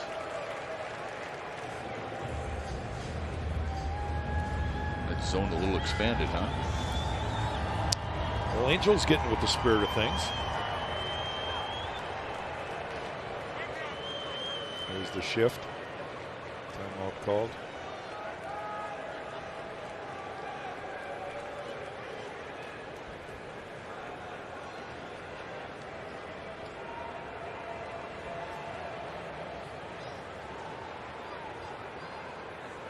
The 2-2. Swung on and missed. Down goes Mazara again. Tigers host the White Sox Saturday, June 12th at 4:10 p.m. The first 8,000 fans receive a free Nico Goodrum desk-made bobblehead courtesy of Comerica Bank. Purchase your tickets. Visit tigers.com/tickets. Did you happen to see what Tony La Russa had to say in the White Sox blowout win over the Twins yesterday to Yermin Mercedes? Yeah, he wasn't happy with his rookie star. Haas drives one to right field, and it's foul. Just so people know, it was a blowout 14-4 lead for Chicago, and Mercedes is batting against Willens Astudillo, a position player in there, just to throw strikes and get the game over with. Save the bullpen. Yeah, and it was a 3-0 count, and Mercedes turned on a 74-mile-an-hour pitch. I don't know exactly what kind of pitch it was. A lollipop. And he homered. And Tony La Russa was not happy. He said it was a big mistake. The fact that he's a rookie. La Russa was literally at the top of the dugout saying, take, take, take. And he missed the take sign. And he was upset. He was upset about it. He said that's not how you treat opponents in a situation like that. Here's the 0-1. Drop a drive to left, and it will bloop in. Tigers have a couple of men aboard here in the 6th with 2 away. Strength of Eric Haas there. He just fists one and lifts it over the shortstop's head into left field. Are we seeing something here with Eric Haas that is forcing him into the lineup because of his swings? He takes good at bats. Well, he's certainly not hurting his cause. You know, the fact that he did strike out his first at bat tonight, but a base hit again. There'll be a pitching change here. Scott Service coming out to make a change.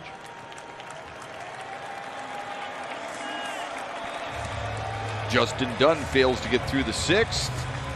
The Mariners go to their bullpen. Tigers lead it 2-0.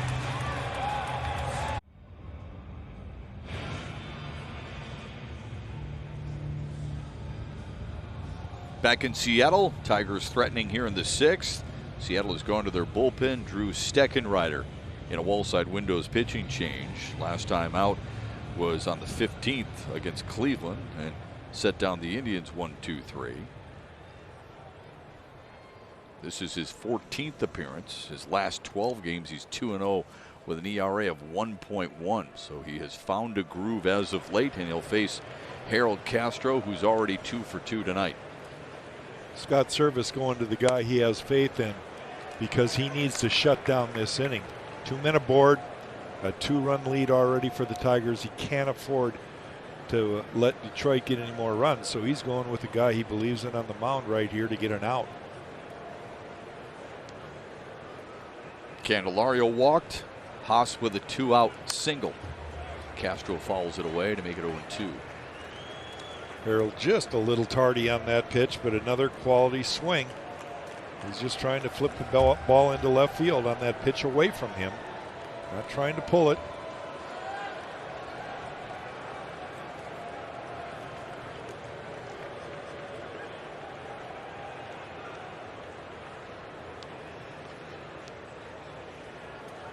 Now the 0-2.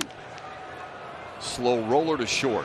Crawford on the charge, and he throws out Harold Castro to end the Tigers' threat in the 6th. The story of the night has been Spencer Turnbull.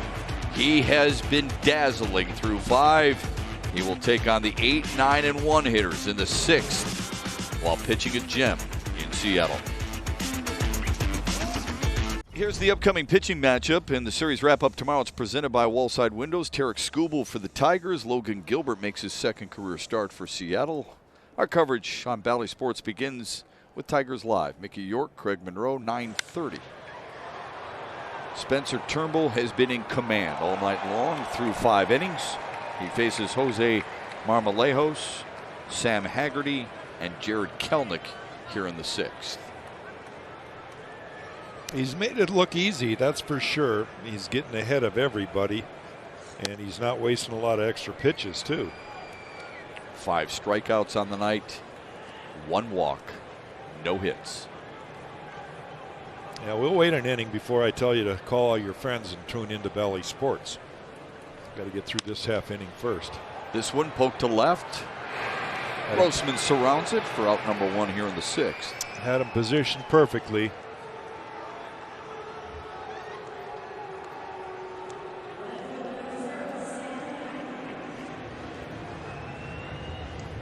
The number 9 hitter, Sam Haggerty, steps in. Such an encouraging sign to see, first off, the way Matthew Boyd has taken control so far this year. He's pitched extremely well. The development and progress that Casey Mize has made. Turnbull, without question, better pitcher so far this year with his command and how effortless he can make it look at times. Hopefully tomorrow night, Tarek Skubal will start getting in the win column. He needs that first one under his belt to feel good about things. But it's such an encouraging sign to see this Tiger pitching staff and where they rank in the American League. It's just a fun thing to watch. It gives you hope that defense may be getting better. We'll start getting more hits, and the future will be as bright as we hope it is. The 0-2 on the ground to second base. Jonathan Scope takes care of Haggerty. 2 outs in the Seattle 6th.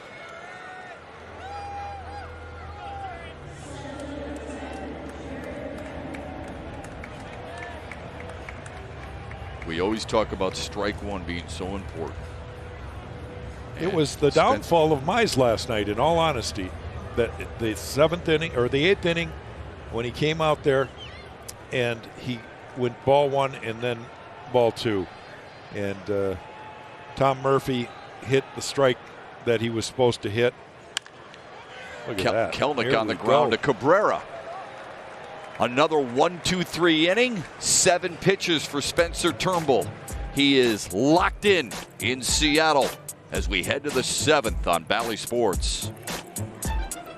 For Spencer Turnbull was a 4th inning walk so far. We're through 6 in Seattle.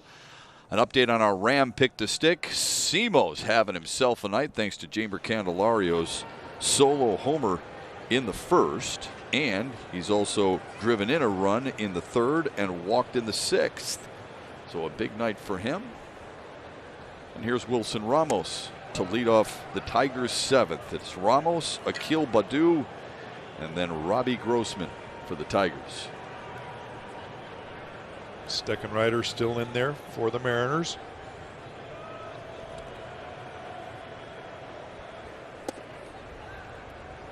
Little low, 2-0 to Wilson Ramos. Tip of the cap to Justin Dunn, the starter for Seattle tonight. Did a really nice job. 5 2/3. Still didn't get through the 6th inning, but 9 punch-outs, a career high for him. Ramos pops it up on the infield on the right side. Dylan Moore handles it.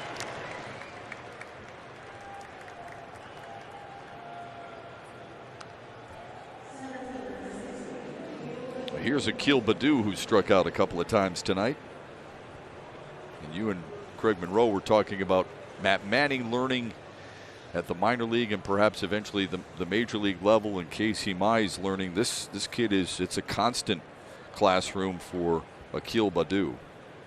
It really is, and unfortunately Akil hasn't figured out what one big lesson that he needs to figure out is until he has 2 strikes, don't try to hit every pitch. Try to hit 1 pitch. Sit on the fastball, sit on the breaking ball. Until you get 2 strikes, that's your only chance at this level when you're young and you haven't seen anybody. Everybody's new. Every stadium's new. And it's a lot of excitement, but it's a lot of pressure for a kid too. And I see him so many times caught in between. That tells me that he's trying to do too many things with 1 pitch. Those outside pitches to Baddoo, that's been 3 called against him tonight by home plate umpire Angel Hernandez that has got him shaking his head a little bit. Yeah, unfortunately, rookies are not going to get the benefit of the doubt in those things, so he's got to go up there swinging right now. Good take. The thing you've noticed most about Baddoo early in the season, he was jumping on pitches early in counts and punishing them. Lately, he's been getting behind in counts. And pitchers are finishing him off. Here's the 1-2, and he strikes out for the 3rd time tonight. Download the MLB app to get in-game video highlights, live pitch-by-pitch, breaking news, player updates, stat leaderboards, and more for your Detroit Tigers. That's the MLB app today.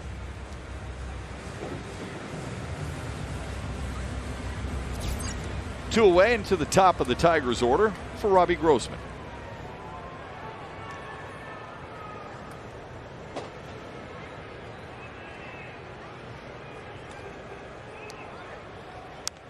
Grossman fouls it away. I've noticed here in the Seattle series so far, Robbie's falling off pitches that he usually makes good contact on. That was a cookie right there. 93 down the heart of the plate, and he fouls it back. And that either means maybe he needs a day off. He's been playing a lot of ball games, or his timing's off just a tad. Got the benefit there. That could have been a strike. 1-1 to Grossman, who struck out in the 1st, walked and scored in the 3rd, and then flew out to center in the 5th.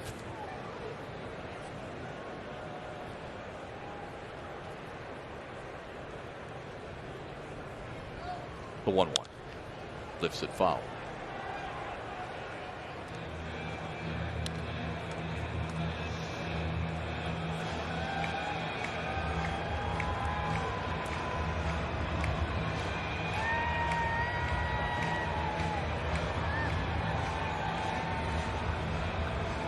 It'll be a stiff test in the 7th for Spencer Turnbull. He'll face the 2, 3, and 4 hitters in the Seattle lineup. The 1-2 to Grossman in the dirt.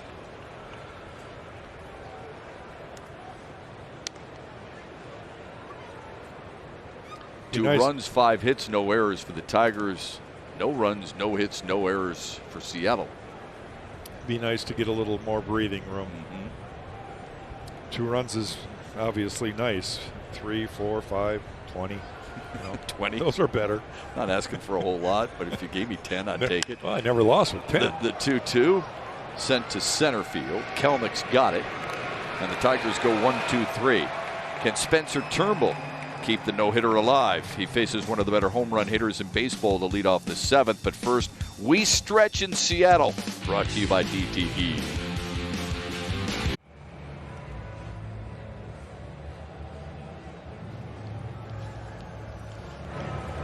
He's been awesome so far through 6 innings, 70 pitches, 5 punch-outs, the 1 walk to Jared Kelnick in the 4th, and he has kept Seattle off balance all night long. He faces Mitch Haniger, Kyle Seager, and Kyle Lewis here in the 7th. You know, this is where it starts getting fun. I remember I had 1 chance at this, and it was back in 94, or 84, excuse me. And it wasn't until the 6th inning I was aware that I had a lot of zeros on the board. 6th inning, huh? It was a good old drunk behind the dugout that yelled at me, "Hey, Marsh, you have a no-hitter." I turned around, I looked, there was a lot of zeros up there. And I said to myself, holy cow, I've never been here before. So this is where it gets fun. Why did it take you that long? When I just you're was so good at remember. Okay. I was just so focused on what I was trying to do. I wasn't really aware. I had some activity on the bases. I had a couple walks. So it wasn't like, it was a special day yet. It became special, but at that point it wasn't. 2-1 to Haniger. Oh, Clubbed by yes. Candelario. What a play! Oh, baby! Saved extra bases down the line, snared it, and threw out Haniger to start the 7th. Every special night needs a couple of special defensive plays. This is the first one for Detroit. Yeah, you nailed it there, Shep. It seems like you have to have everything lined up, and you need some defense like this. I certainly did when I was lucky enough to throw mine. Look at this. Jeimer Candelario, have a night. Beautifully done. One away. Here's Kyle Seager. Strike one. Watch how Candy kind of squats down in this ball. He realizes that if you start low, you can come back up. That ball took a wicked hop up, and he was able to throw his glove up there, and the ball found the glove. What a great play. Jack, that was 108 off the bat. Seager lifts one to left center. Badu's under it. 2 away in the 7th. This is just becoming so much fun to just watch. You can't. A fan is given a gift here. This is special in baseball. And plays like that make it so much more fun for me. Like Shep said, he's one walk away from a perfecto so far.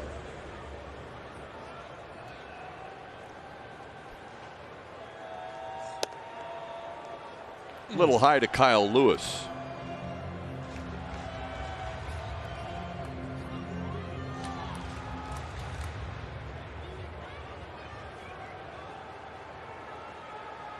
Here's the 1-0. Tapped foul.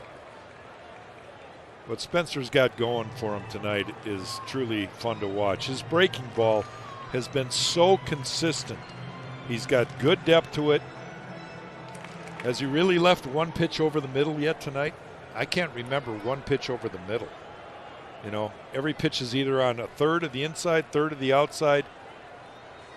Most of his breaking balls have been on the bottom third of the zone. Chase there, 1-2 to Lewis, who has struck out twice already tonight. On fastballs. So if you come back with that pitch again here, you're in the driver's seat as a pitcher. Just don't make a mistake over the middle.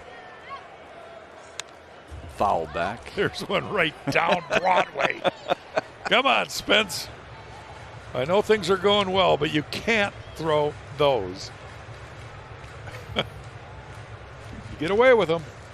I've always said every starting pitcher that goes deep into a game will give up 5 to 10 mistake pitches in that game. It's what the offense does with them that will determine your destiny. The 1-2 outside.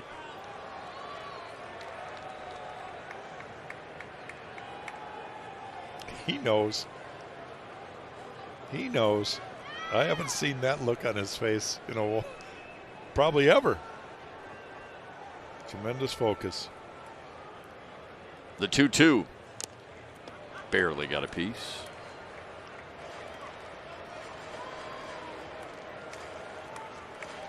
Here's the thing. Pitchers know that hitters have to be in swing mode. This part of the game, they have to be. He's got 2 strikes on him. So the question is, do you throw it out of the zone hoping for the chase? Or do you say, the heck with it. Here it is. Hit it if you can. Another 2-2.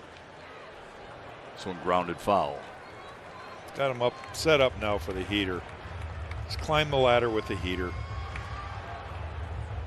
But make it tempting enough.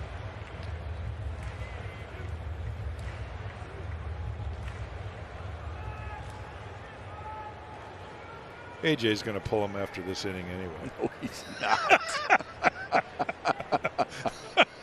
Oh. The 2-2. Sits him down. Beautiful. Third time that he struck out Kyle Lewis here tonight. The no-hitter remains intact through 7. Spencer Turnbull gets some help from his defense. And it's been a special Tuesday night in Seattle for the Tiger starter.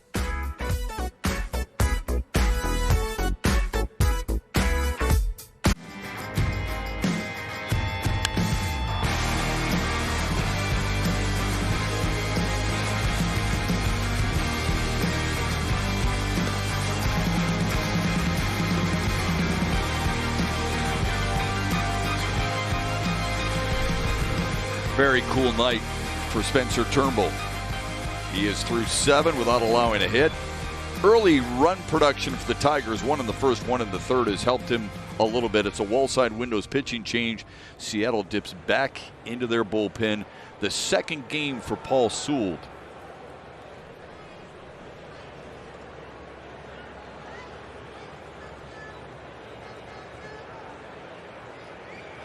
He'll face Jonathan Scope, who nubs one foul, Jeimer Candelario, and Miguel Cabrera. If the story weren't about Spencer Turnbull so far, Jack, it would be about Jeimer Candelario. He's having a heck of a night. Oh, boy. He's been on base twice. He's got 2 RBIs. He's got a homer. But the most special play of the night came in the bottom of the 7th when he absolutely robbed Mitch Haniger of at least a base hit, to make the argument that that was headed down the left field line for extra bases. Yeah, and it'd have been a tough situation because you'd have the leadoff man standing on second base. So tremendous play. Now Detroit has a chance. This guy, kind of a 3/4 sidearm, or almost throwing a lot of sliders to right-handers, a lot of sweeping movement. Ball breaks him a fair amount. So you have to keep that front side in, and yet be aware that he might throw a fastball on the inner half. Going away here. So 2-2. 3 out of 4 pitches, sliders to Scope here.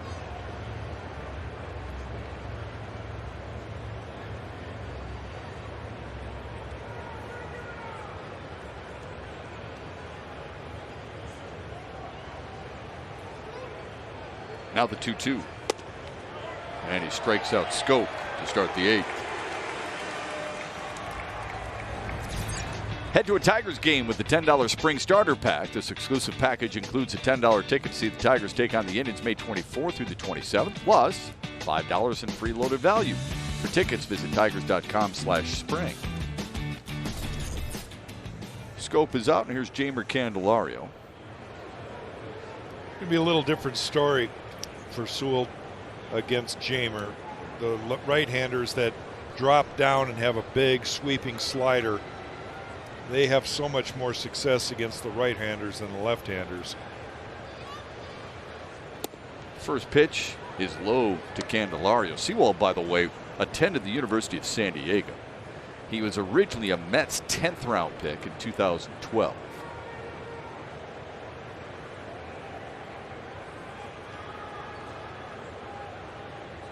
The 1-0 to Candelario. That one's at the knees. He didn't like it. It's 1-1. He's kept his fastballs down in the zone. He's thrown 3 of them, and they've all been right at the bottom of the zone.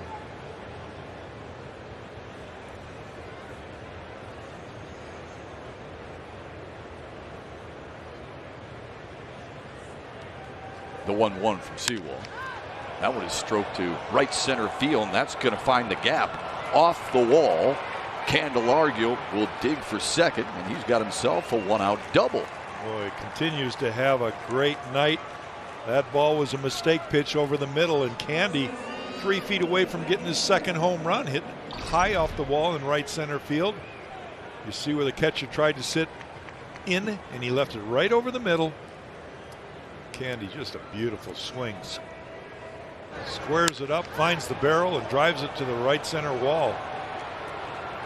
Boy, he's been fun to watch this year, hasn't he, Jack? He's been so consistent. Yeah. That's what you strive as a player to be, is consistent in a productive way. And Chambers certainly has been the best at it for the Tigers this year. Sets up an RBI opportunity for Miguel Cabrera, who's 0 for 3. It's an important run, Shep.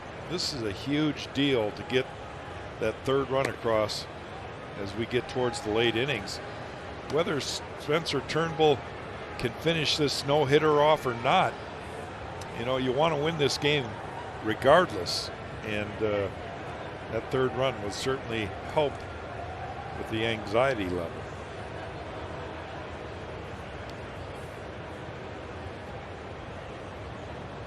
The 1-0 to Cabrera, low and away. Looking at Jamer Candelario's numbers today, and I was thinking, okay, I mean, I know he's been consistent. How consistent? Last 10 games, batting .306 coming into the game. So I thought, maybe that's not a long enough sample size. You go back to his last 31 games, and he's batting .303. Yeah. So he's hovering right around 300 for over a month. Pretty incredible. Yeah, it really has been. Especially in a day and age where it seems like 150 is the old 200. Swing and a miss to make it 2-1 to Cabrera. It's really hard to be a 300 hitter at the big league level nowadays.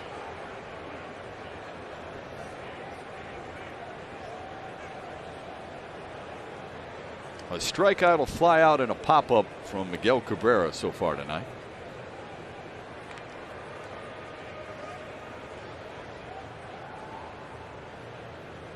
Here's the 2-1. Driven to right field. There you go. That's in front of Haniger. Candelario's going to try and score. The throw yes. bounces off the chest of Torrens. Candelario's in safely, and the Tigers with an add-on run here in the 8th. You know, you've got to take a chance right there. Chip Hale absolutely had to wave Candy around third and try to score. This was a great throw from Haniger in right field. He gets to the ball quickly, and he makes an accurate throw. Trouble is, it one short hops the catcher, and it bounces off his chest protector. Had he picked it cleanly, there might have been a play at the plate, and quite honestly, Candy could have been out. But got a break right there because Chip Hale was aggressive as the third base coach. He actually puts on the brakes, and Candy runs through it. So Chip wasn't waving him in.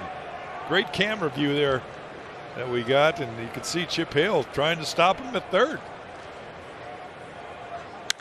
Nomar Mazara first pitch swinging and lifting it to center field. Jared Kelnick is there. Puts it away for the second out in the Tigers' 8th. Just a huge run there, Shep. It's just good to see.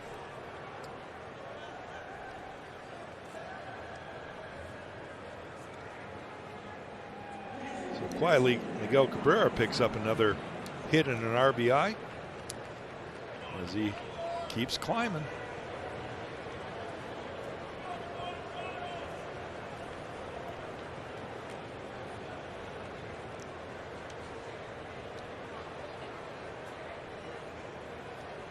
Eric Haas has had some good swings tonight in a 1-for-3 effort.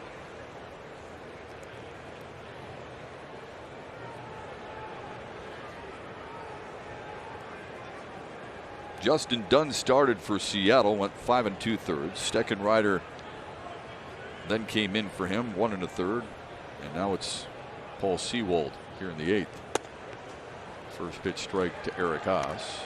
That hit for Miguel Cabrera ties him with Zach Wheat for number 41 all time.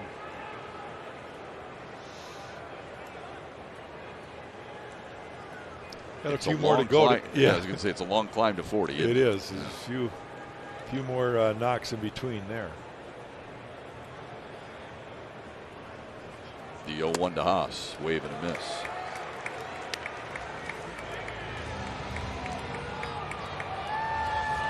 And I'm sure many people are Zach Wheat. I never heard of him. Well, 1909 through 1927 with Brooklyn. See if Keats can give the scouting report on him. Be getting that text or call sometime soon. See if he's still awake. Are you kidding me? The party's just breaking up at his house. Inside 1-2 to Eric Haas.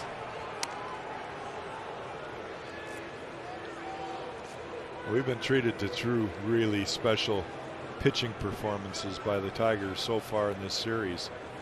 This one not over yet, but good to see the Tigers figuring out a way to get another run across, and Jeimer Candelario right in the thick of it all.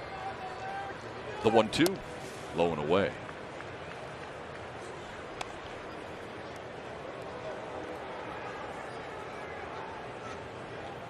That hit for Haas back in the 6th with his 6th hit since being called up from Toledo, but just his 2nd single. The other 4 are extra base hits. 2 homers last night and a couple of doubles on the season for him. Now, more than likely going to get a big old slider here. You got to keep that front side in, try to shoot it the other way. The 2-2. Well, he got a fastball.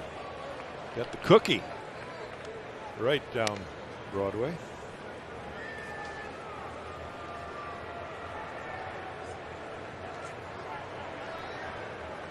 Seven hits so far tonight for the Tigers. Got a run in the 1st, a run in the 3rd. And this big run, as Jack mentioned, here in the 8th, thanks to the double from Jeimer Candelario and the RBI single from Miguel Cabrera.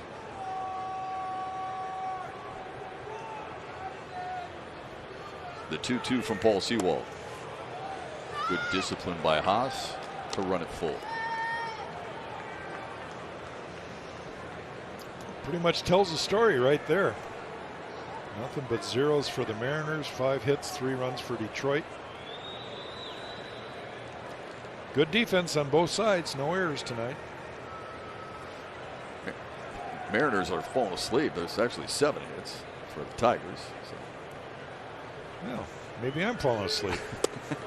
On the inside corner to retire Haas. You know what? Haas doesn't even care. You know why? So far, he's catching a no-hitter. Yeah, that's special in itself. And Spencer Turnbull goes back to his office in the 8th. It'll be J.P. Crawford, Dylan Moore, and Luis Torrens. Tigers baseball on Bally Sports is brought to you by Comerica Bank. Raise your expectations of what a bank can be. Come to Comerica. And by your Metro Detroit Chevy dealers. Put it in D and see why Chevy drives the Motor City. Well, we know who's steering the car here tonight. It is Spencer Turnbull. He has been awesome. He takes the mound here in Seattle in the 8th, having thrown 84 pitches, strikeout 6, and no hits allowed. He faces the number 5, 6, and 7 hitters. 6 of the toughest outs of his life. Let's see if he can get them in order. Inside to J.P. Crawford, who flew out to center and grounded to first. Back-to-back days that Tiger starters have at least been into the 8th inning. And he's behind in the count. He's got to throw strikes here. I was just about to say, and remember what happened in the 8th inning for Casey Mize yesterday. Yep, got behind 2 2-0, pitches. right. And he gave up the home run to Tom Murphy. J.P. Crawford doesn't have that type of home run power, but he does have a homer so far this season. The 2-0. On the ground to second. Easily done for Jonathan Scope. 1 away. 5 more outs.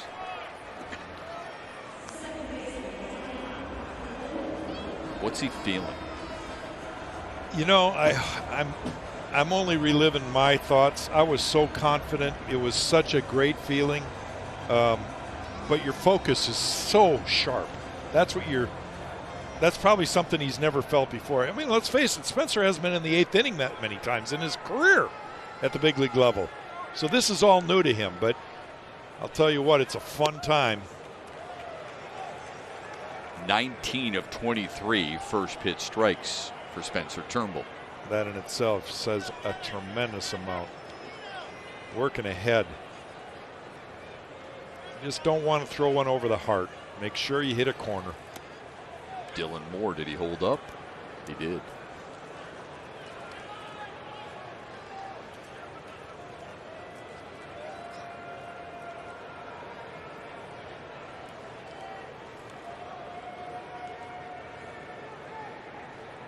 You know, hitters, they want to be the hero here too. They're more willing to swing at poor pitches because they know they don't want to be no hit. They're up there saying, I've got to be the guy. And most hitters will be aggressive up there. Spencer can work in his advantage or disadvantage, but just don't make a mistake over the middle. That's all. The 1-2. Moore pops it up right side.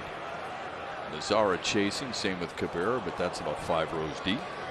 This is where your defense, they're going to give you every last bit of effort you can ever expect out of them. They know what's at stake. They're all on their toes. Turnbull's been keeping them on their toes the whole game because of the low pitch count and working ahead. That's why we saw the play that Jamer Candelario made. You're anticipating it coming your way. Got 2 strikes. He's ahead in the count again. Another 1-2. Another one fouled away. Got away with one there. You ever talk to your defensive players after you completed the no-hitter and how they felt? Did they want the ball hit to them? I think most of them do. I never asked that question. I just assumed they did. You know, they're as confident as you are. There's a connection between you and them, and they're telling you, hey, we're pulling for you. You know it. You absolutely know it. That's why you celebrate so much.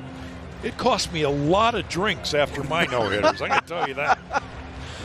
So the last time that Jack Morris bought a round of drinks was April 7th, 1984. That's good to know. Well, it wasn't just one round, buddy Here's boy. the 2-2. There you Moore go. pops it up. Middle of the infield. Who else? Candelario, 2 away.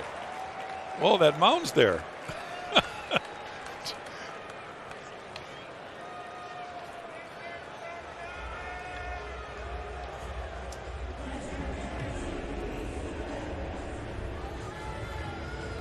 Here's the strike zone brought to you by GMC. Look at that, right down the middle, but it had some wrinkle to it.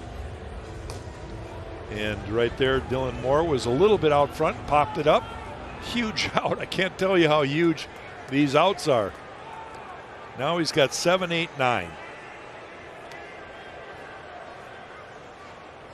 Torrens drives one to right, foul.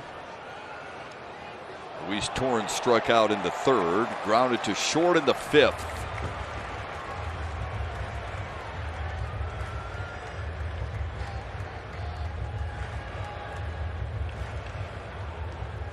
Spencer looks serious. This is such a big deal for him, especially after the job Casey Mize did last night.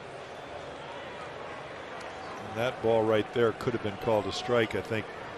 The way that Eric Haas caught that one took it away the pitch.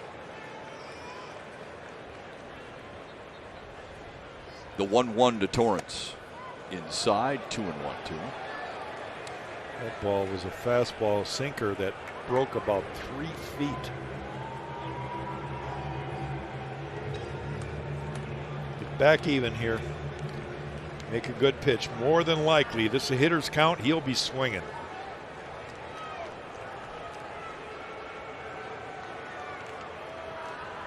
The 2-1 swung on and missed. Perfect slider. You know the hitter's in swing mode. He'll be in swing mode again right here. He just dotted that outside corner. The 2-2. Wouldn't chase. Now it's full.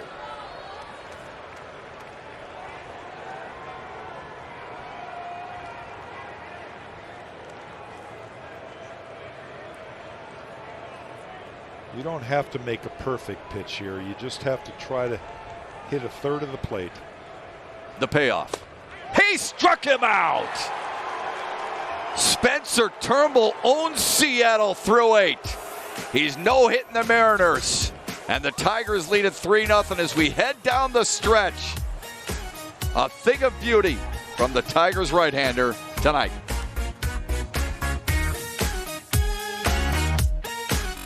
Partner Jack Morris threw one of them. April 7th, 1984 against the Chicago White Sox at Comiskey Park.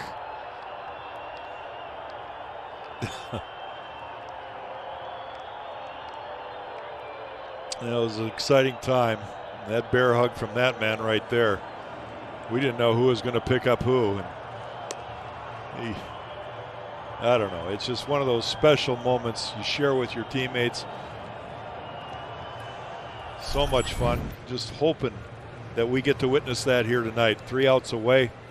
Pitching change for the Mariners. Pitched last night. Brady Lale coming in to pitch the 9th inning against the Tigers. So we had mentioned that the Tigers have 7 no-hitters in the history of the franchise, but they have been thrown by 5 men because Virgil Trucks threw 2 in his career. And Justin Verlander threw 2. Look at that. Bleeder. Look at that. Over the third baseman's head. And Harold Castro will dig for his first extra base hit of the year. And he's in there with a head-first slide. Oh, we've seen some things of beauty here tonight.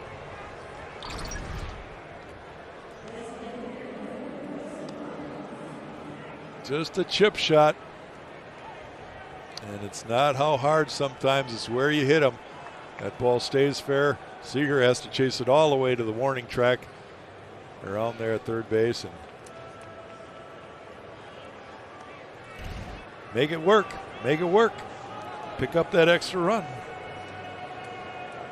Every hit for Harold Castro this year had been singles until that leadoff double here in the 9th. And here's Wilson Ramos.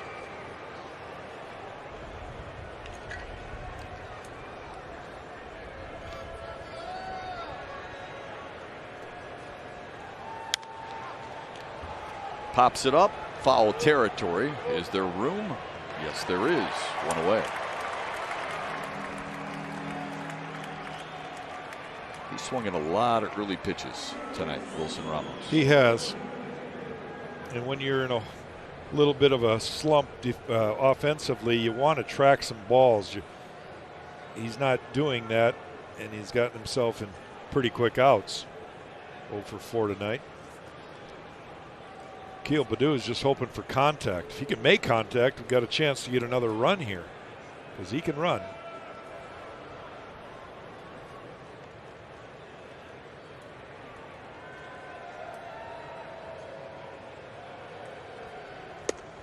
Take strike 1.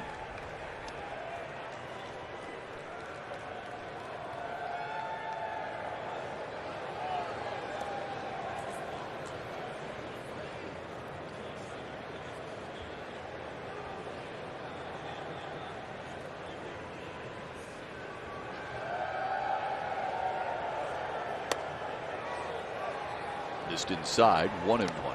I would guess the fans in Seattle, I mean, they recognize what's going on here too, and even though they want their team to win, they'd like to see a little history too. You know, mine was in Chicago, and they started cheering in the 8th inning. I know. It was really crazy. The 1-1 to Baddoo, swung on and missed. Just not handling the off-speed stuff so far.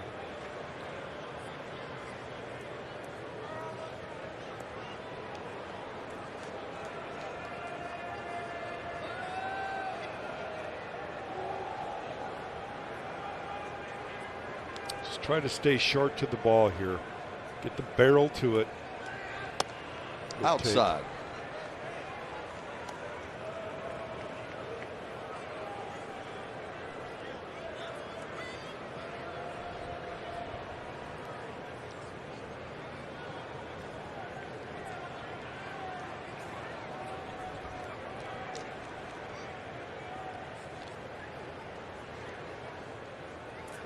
2-2 to Baddoo. On the ground and the other way. It is. They're sending going him. to send Harold Castro, and he will score. An RBI single for Akil Baddoo, and it's 4-0 Tigers here in the 9th.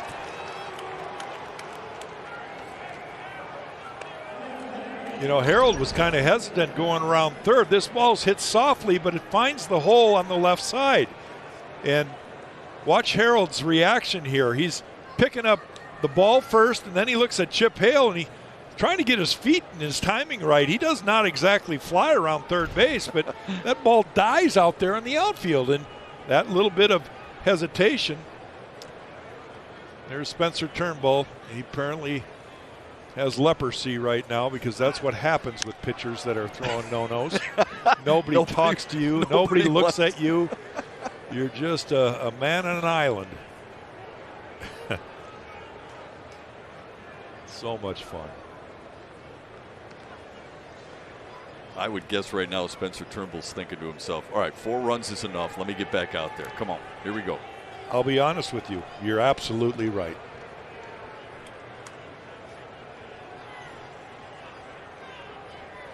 It's 0-1 to Robbie Grossman. There goes Badu, and he's stolen a base.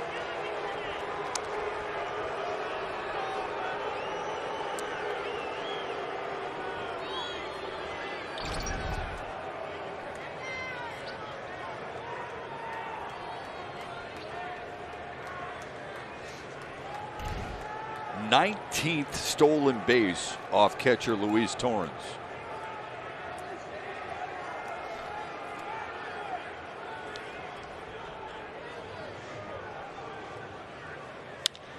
Grossman drives one to left. Haggerty is there. And the Tigers able to add to their lead, as we mentioned, to make it 4-0. 2 away here in the 9th. And now Jonathan Scope a chance to drive home Akil Baddoo from second base. 3 fly ball outs for Robbie Grossman tonight. Jonathan Scope a single for 4.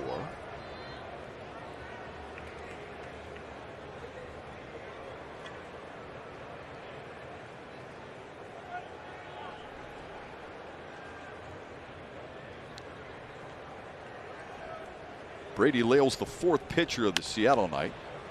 Punches one to right field. That's through for a base hit. Akil Baddoo will score. The Tigers make it 2 runs in the 9th and a 5-0 lead. You know, Shep, you brought up an interesting point. And I know Turnbull's always excited to get runs. Every pitcher is. But there is something about rhythm right now. Yeah. And getting back out there. He's got the 8th, 9th, and 1-hitter coming up. And he wants to get back out there. He's going to walk up the tunnel towards the clubhouse. Good job by Jonathan there to pick up that RBI.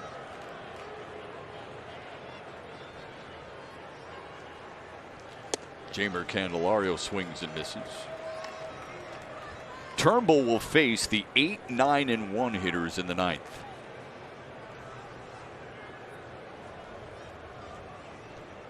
When we get there. 2 runs on 3 hits for the Tigers here in the 9th. Candelario pops it up. Left field. Haggerty's got it. The inning is over. Spencer Turnbull will try and make history in the 9th. And Haggerty will be one of the men he faces. Let's go to the Tigers live desk. Mickey York and Craig Monroe. Fellas, what's the storyline for Tigers Live postgame edition? Do you have one? You know, we've been asking ourselves that very same question, trying to figure that out. Well, by the time the game ends, we'll have something put together. We would definitely for the have something show. by then. I'm pretty confident of that. But you know, as we continue to roll through the Rolodex of Tigers history, we flash back to 2011, May 7th in Toronto. Of course, the last time the Tigers had a no-hitter, courtesy of Justin Verlander, and that day, of course, through the second of his Tigers career. A brilliant performance that afternoon. That it was. It was a special afternoon all day. You got a feeling pretty early on it was going to be one of those nights, and without stating the obvious, it's been a special night so far for Spencer Turnbull, Simo. It truly has, and you love what he's doing, the way he's attacking the hitters. You love that he's using that fastball. He's got a little bit extra life on that late in the strike zone, got some late movement. The slider continues to be a plus pitch for him. This is the second start that his slider has been fantastic. His location of that slider, too, starting in the strike zone, allowing the movement, that natural movement, to break out of the strike zone has been huge for him today. Yeah, as we were talking, watching the Tigers hit there in the 8th and the 9th innings, I thought maybe do these add-on runs take any of the pressure off Turnbull in this situation? But there might be not anything that releases that pressure. I don't think so at all. And I think this is, I don't know if this is even pressure for him. I think this is excitement. I mean, to have this opportunity, and Jack knows this very well. He's thrown a no-hitter before. You want to be in this moment. You want to be in this position with an opportunity to be a part of history. Well, no matter what happens, we will hear from Spencer after the game. Also bring you reaction from his manager and his teammates. So we'll hear what they have to say about his performance as well. So don't go anywhere. Tigers Live coming up immediately following the game, and Spencer Turnbull about to take the mound for the ninth. Shep? Guys, you always have fun on Tigers Live. It'll be even more special if he can finish what he started here in the ninth. The crowd senses it as well, rooting him on as he faces the first hitter of the ninth, and he starts him off with a strike. Biggest pitch of the night right there. Strike one to the leadoff man here.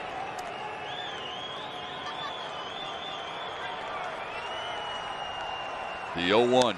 Marmolejos fouls it away. A ground out and a fly out for Jose Marmolejos. You know, this leadoff hitter, I think, really charges you. I watched Milton Wilcox go 8 2/3 before he gave up and lost his no-hitter. And that leadoff man in the ninth is something special. You get such an adrenaline rush when you know you're 2 outs away. And hopefully he can get that and feel that for himself right here. Everybody in the ballpark's excited. Everybody listening right now is excited. It's special. These are the moments in our game that don't mean anymore. Wins are the same. Ooh. The 0-2 rifled foul. So exciting. He hit it hard, but because it was in, hard to keep that ball fair. And it's quite a bit foul.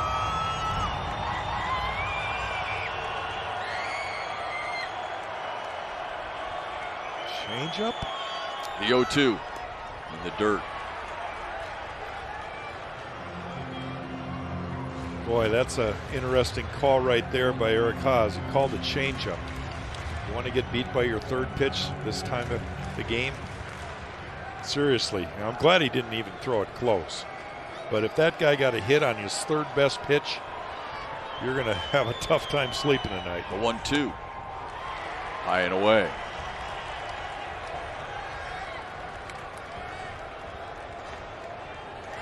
Surprised he's got any saliva in his mouth. He probably doesn't. The umpire didn't question him going to his mouth, did he?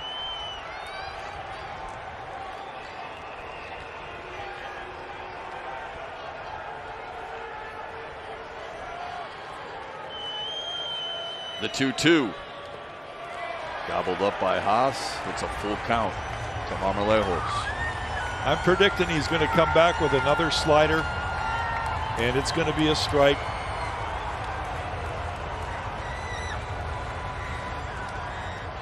Not a fastball here. Spencer's never completed a game at the big league level. The 3-2. Fouled away. There was the slider, a little bit up in the zone.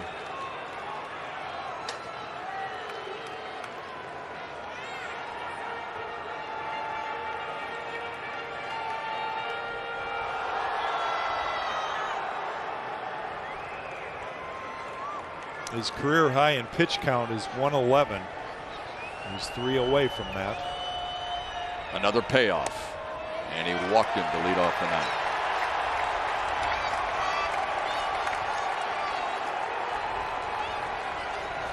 Second walk allowed tonight. You don't want Spencer Turnbull. I'm sorry for interrupting you, Shep. You don't want that guy to have any say in this game.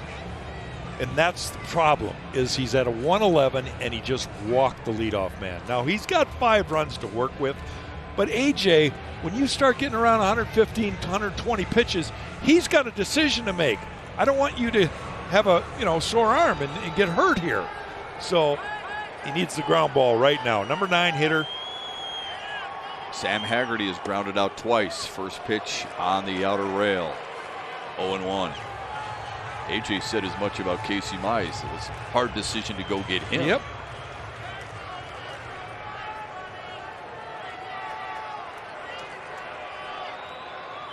The 0-1. Low.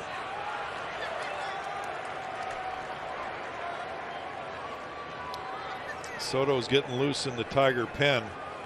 And I think the thing that most guys get in this position is you want to be so fine. Spencer doesn't have to be that fine. He can go ahead and still challenge the guys. Good pitch. 1-2. Now a new career high in pitches thrown for Spencer Turnbull with 112.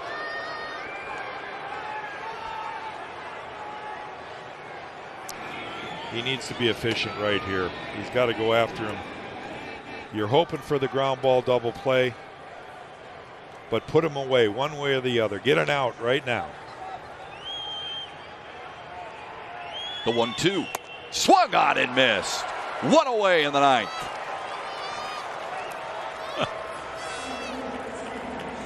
Well, he was going to be swinging there with 2 strikes. This ball's down in the zone. It's a fastball, but look at the movement on it. Under the swing plane of Haggerty. Huge out. 8th strikeout. Now to the top of the order, Jared Kelnick. Everybody on the edge of their seat. 2 outs away for Spencer Turnbull.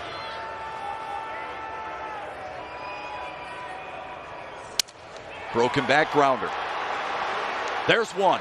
The relay gets by Cabrera, actually hit Kelnick.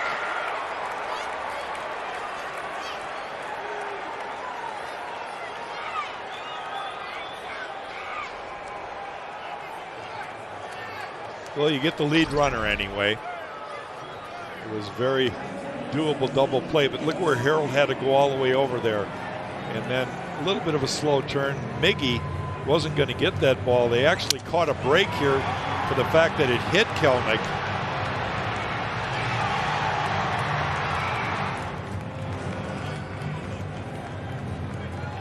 Jack, how appropriate is it that he's got to get Mitch Haniger, their best hitter, and the guy who tested him perhaps the most during this bid here right now? The rocket that he hit his last time up, Jamer Candelario made a Hall of Fame play. Yeah, this is where you earn it. You want to know? No, beat their best right now. First pitch in there for a strike. That's his best fastball, 96. So he's showing what he's got left in the tank.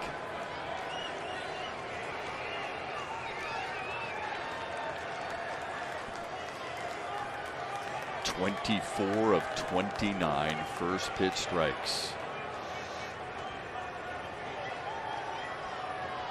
The 0-1 swung on and missed.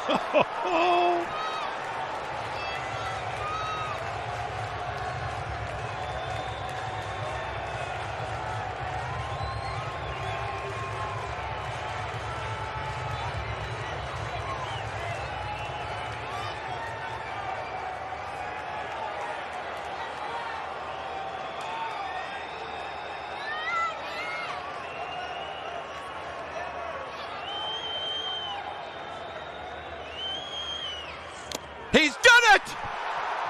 Spencer Turnbull throws the 8th no-hitter in Tigers history.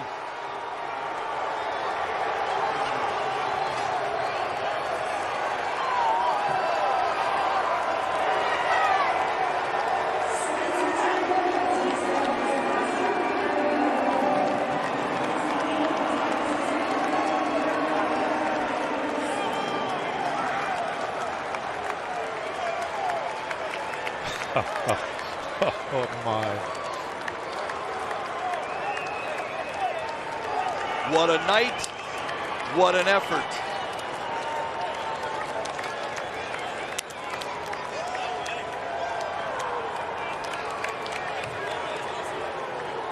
Well, look at the love. Look at the love that the team is showing him. They're so happy for him. We're all happy for him. Heck, everybody in the stadium's happy for him.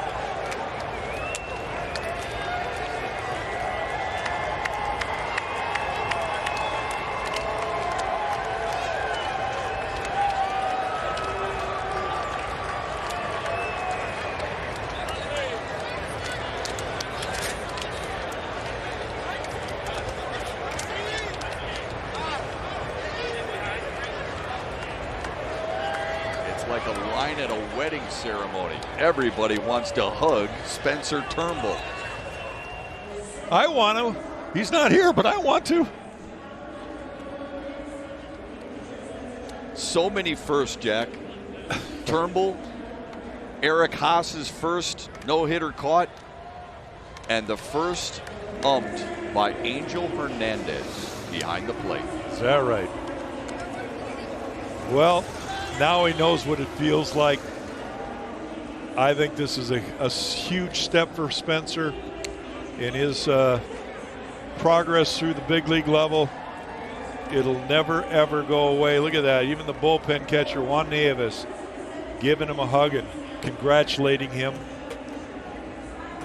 The longtime pitcher himself, he understands the meaning of this. Unbelievable.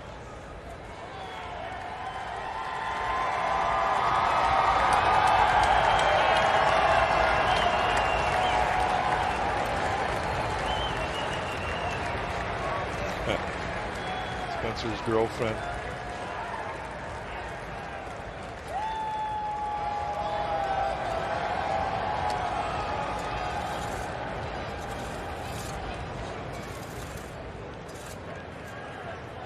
What great theater, and what a great performance by Spencer Turnbull here tonight.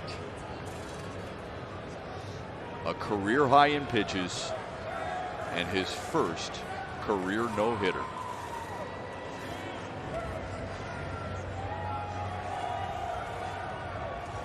One more time for you, the final out.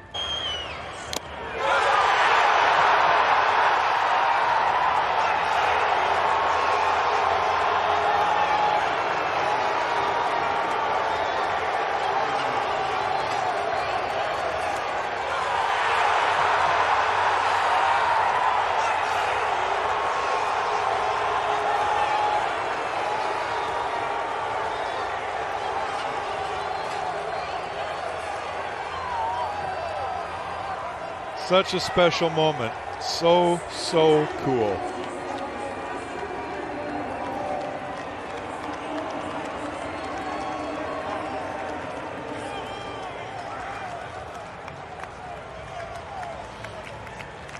Mickey, Simo, it's not just his first career no-hitter, it's the first time he's ever gone past 7 innings.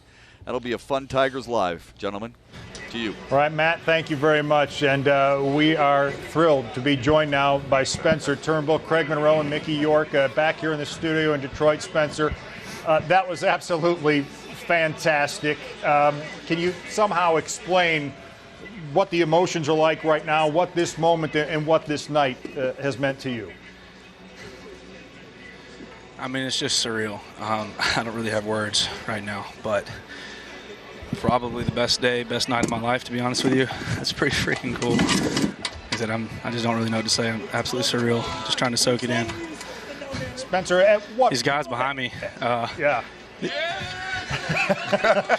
They freaking said it in the first inning. Like, you're going to throw a no-hitter tonight in the first inning. I was like, all right. Yes! If you can't see through the shaving cream, that was Jake Rogers, so you know who to find later on when you make your way. Of course it was Jake. Of course it was Jake. back to the clubhouse. Leave it to the catcher. Well, let me ask you about the catcher you were working with tonight. What can you say about the game Eric Haas called for you this evening? I love throwing to Hossie. I don't know if y'all can hear me or not, but I love throwing to Hossie.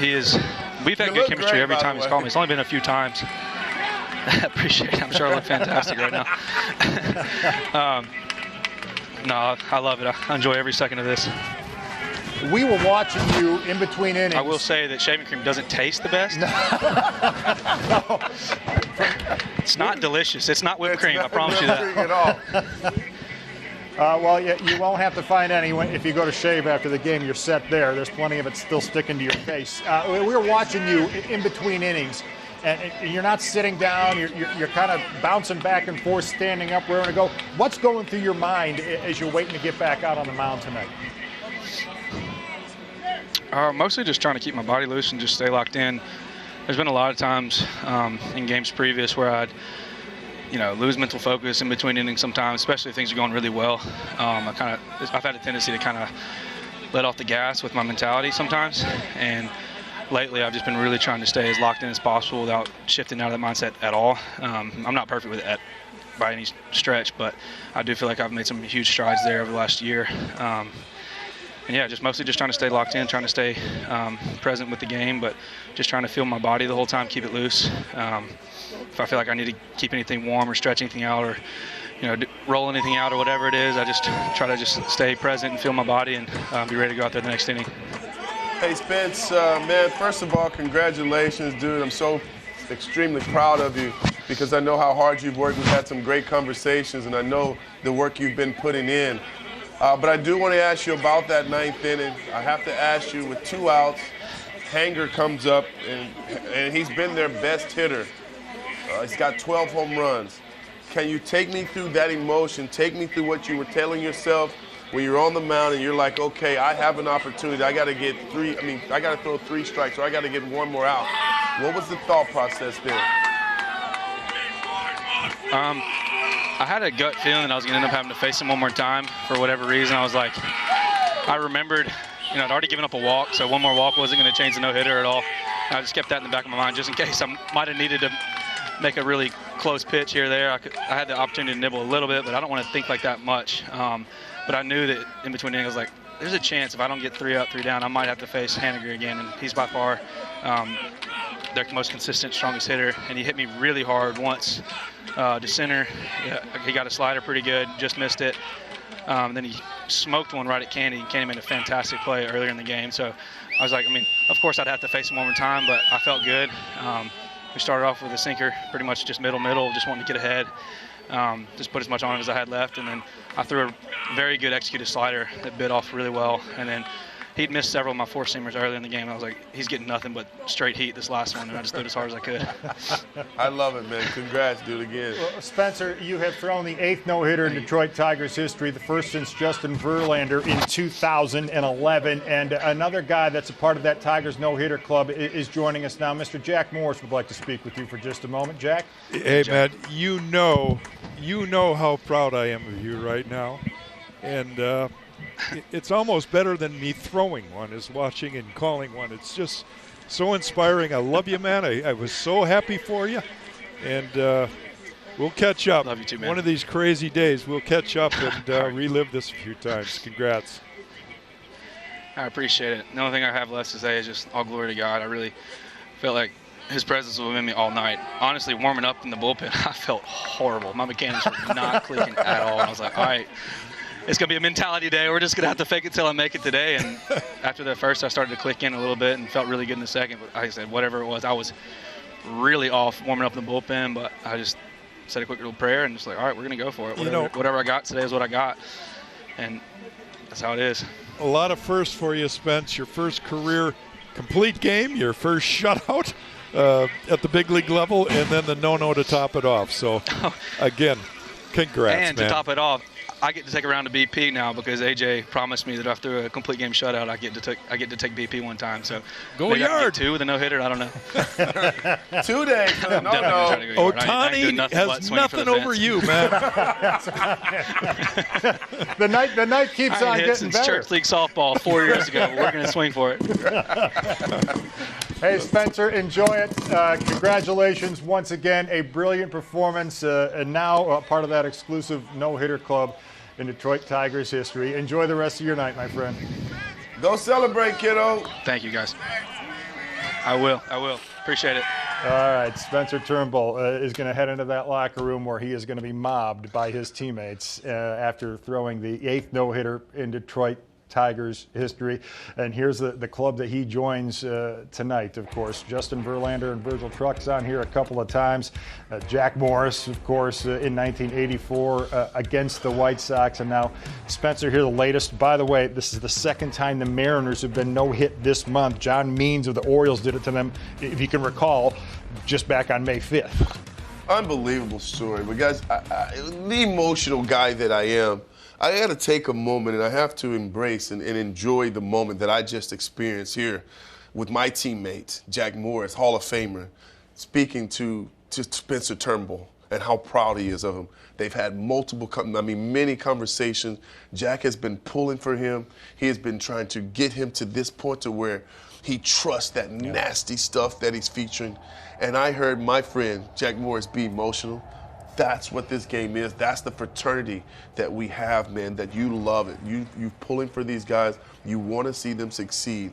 And what better way for Spencer Turnbull to have a no-hitter, to have Cy Young, Hall of Famer Jack Morris, be his mentor. Man, the sky's the limit for if you're just open-minded to just soak up all the great information that former players try to give these younger players, man. It can make a huge difference in you guys' career. You just saw it tonight. Now, one more time. That was awesome. Let's take you back to that final out. Turnbull against Mitch Haniger to complete the no-hitter.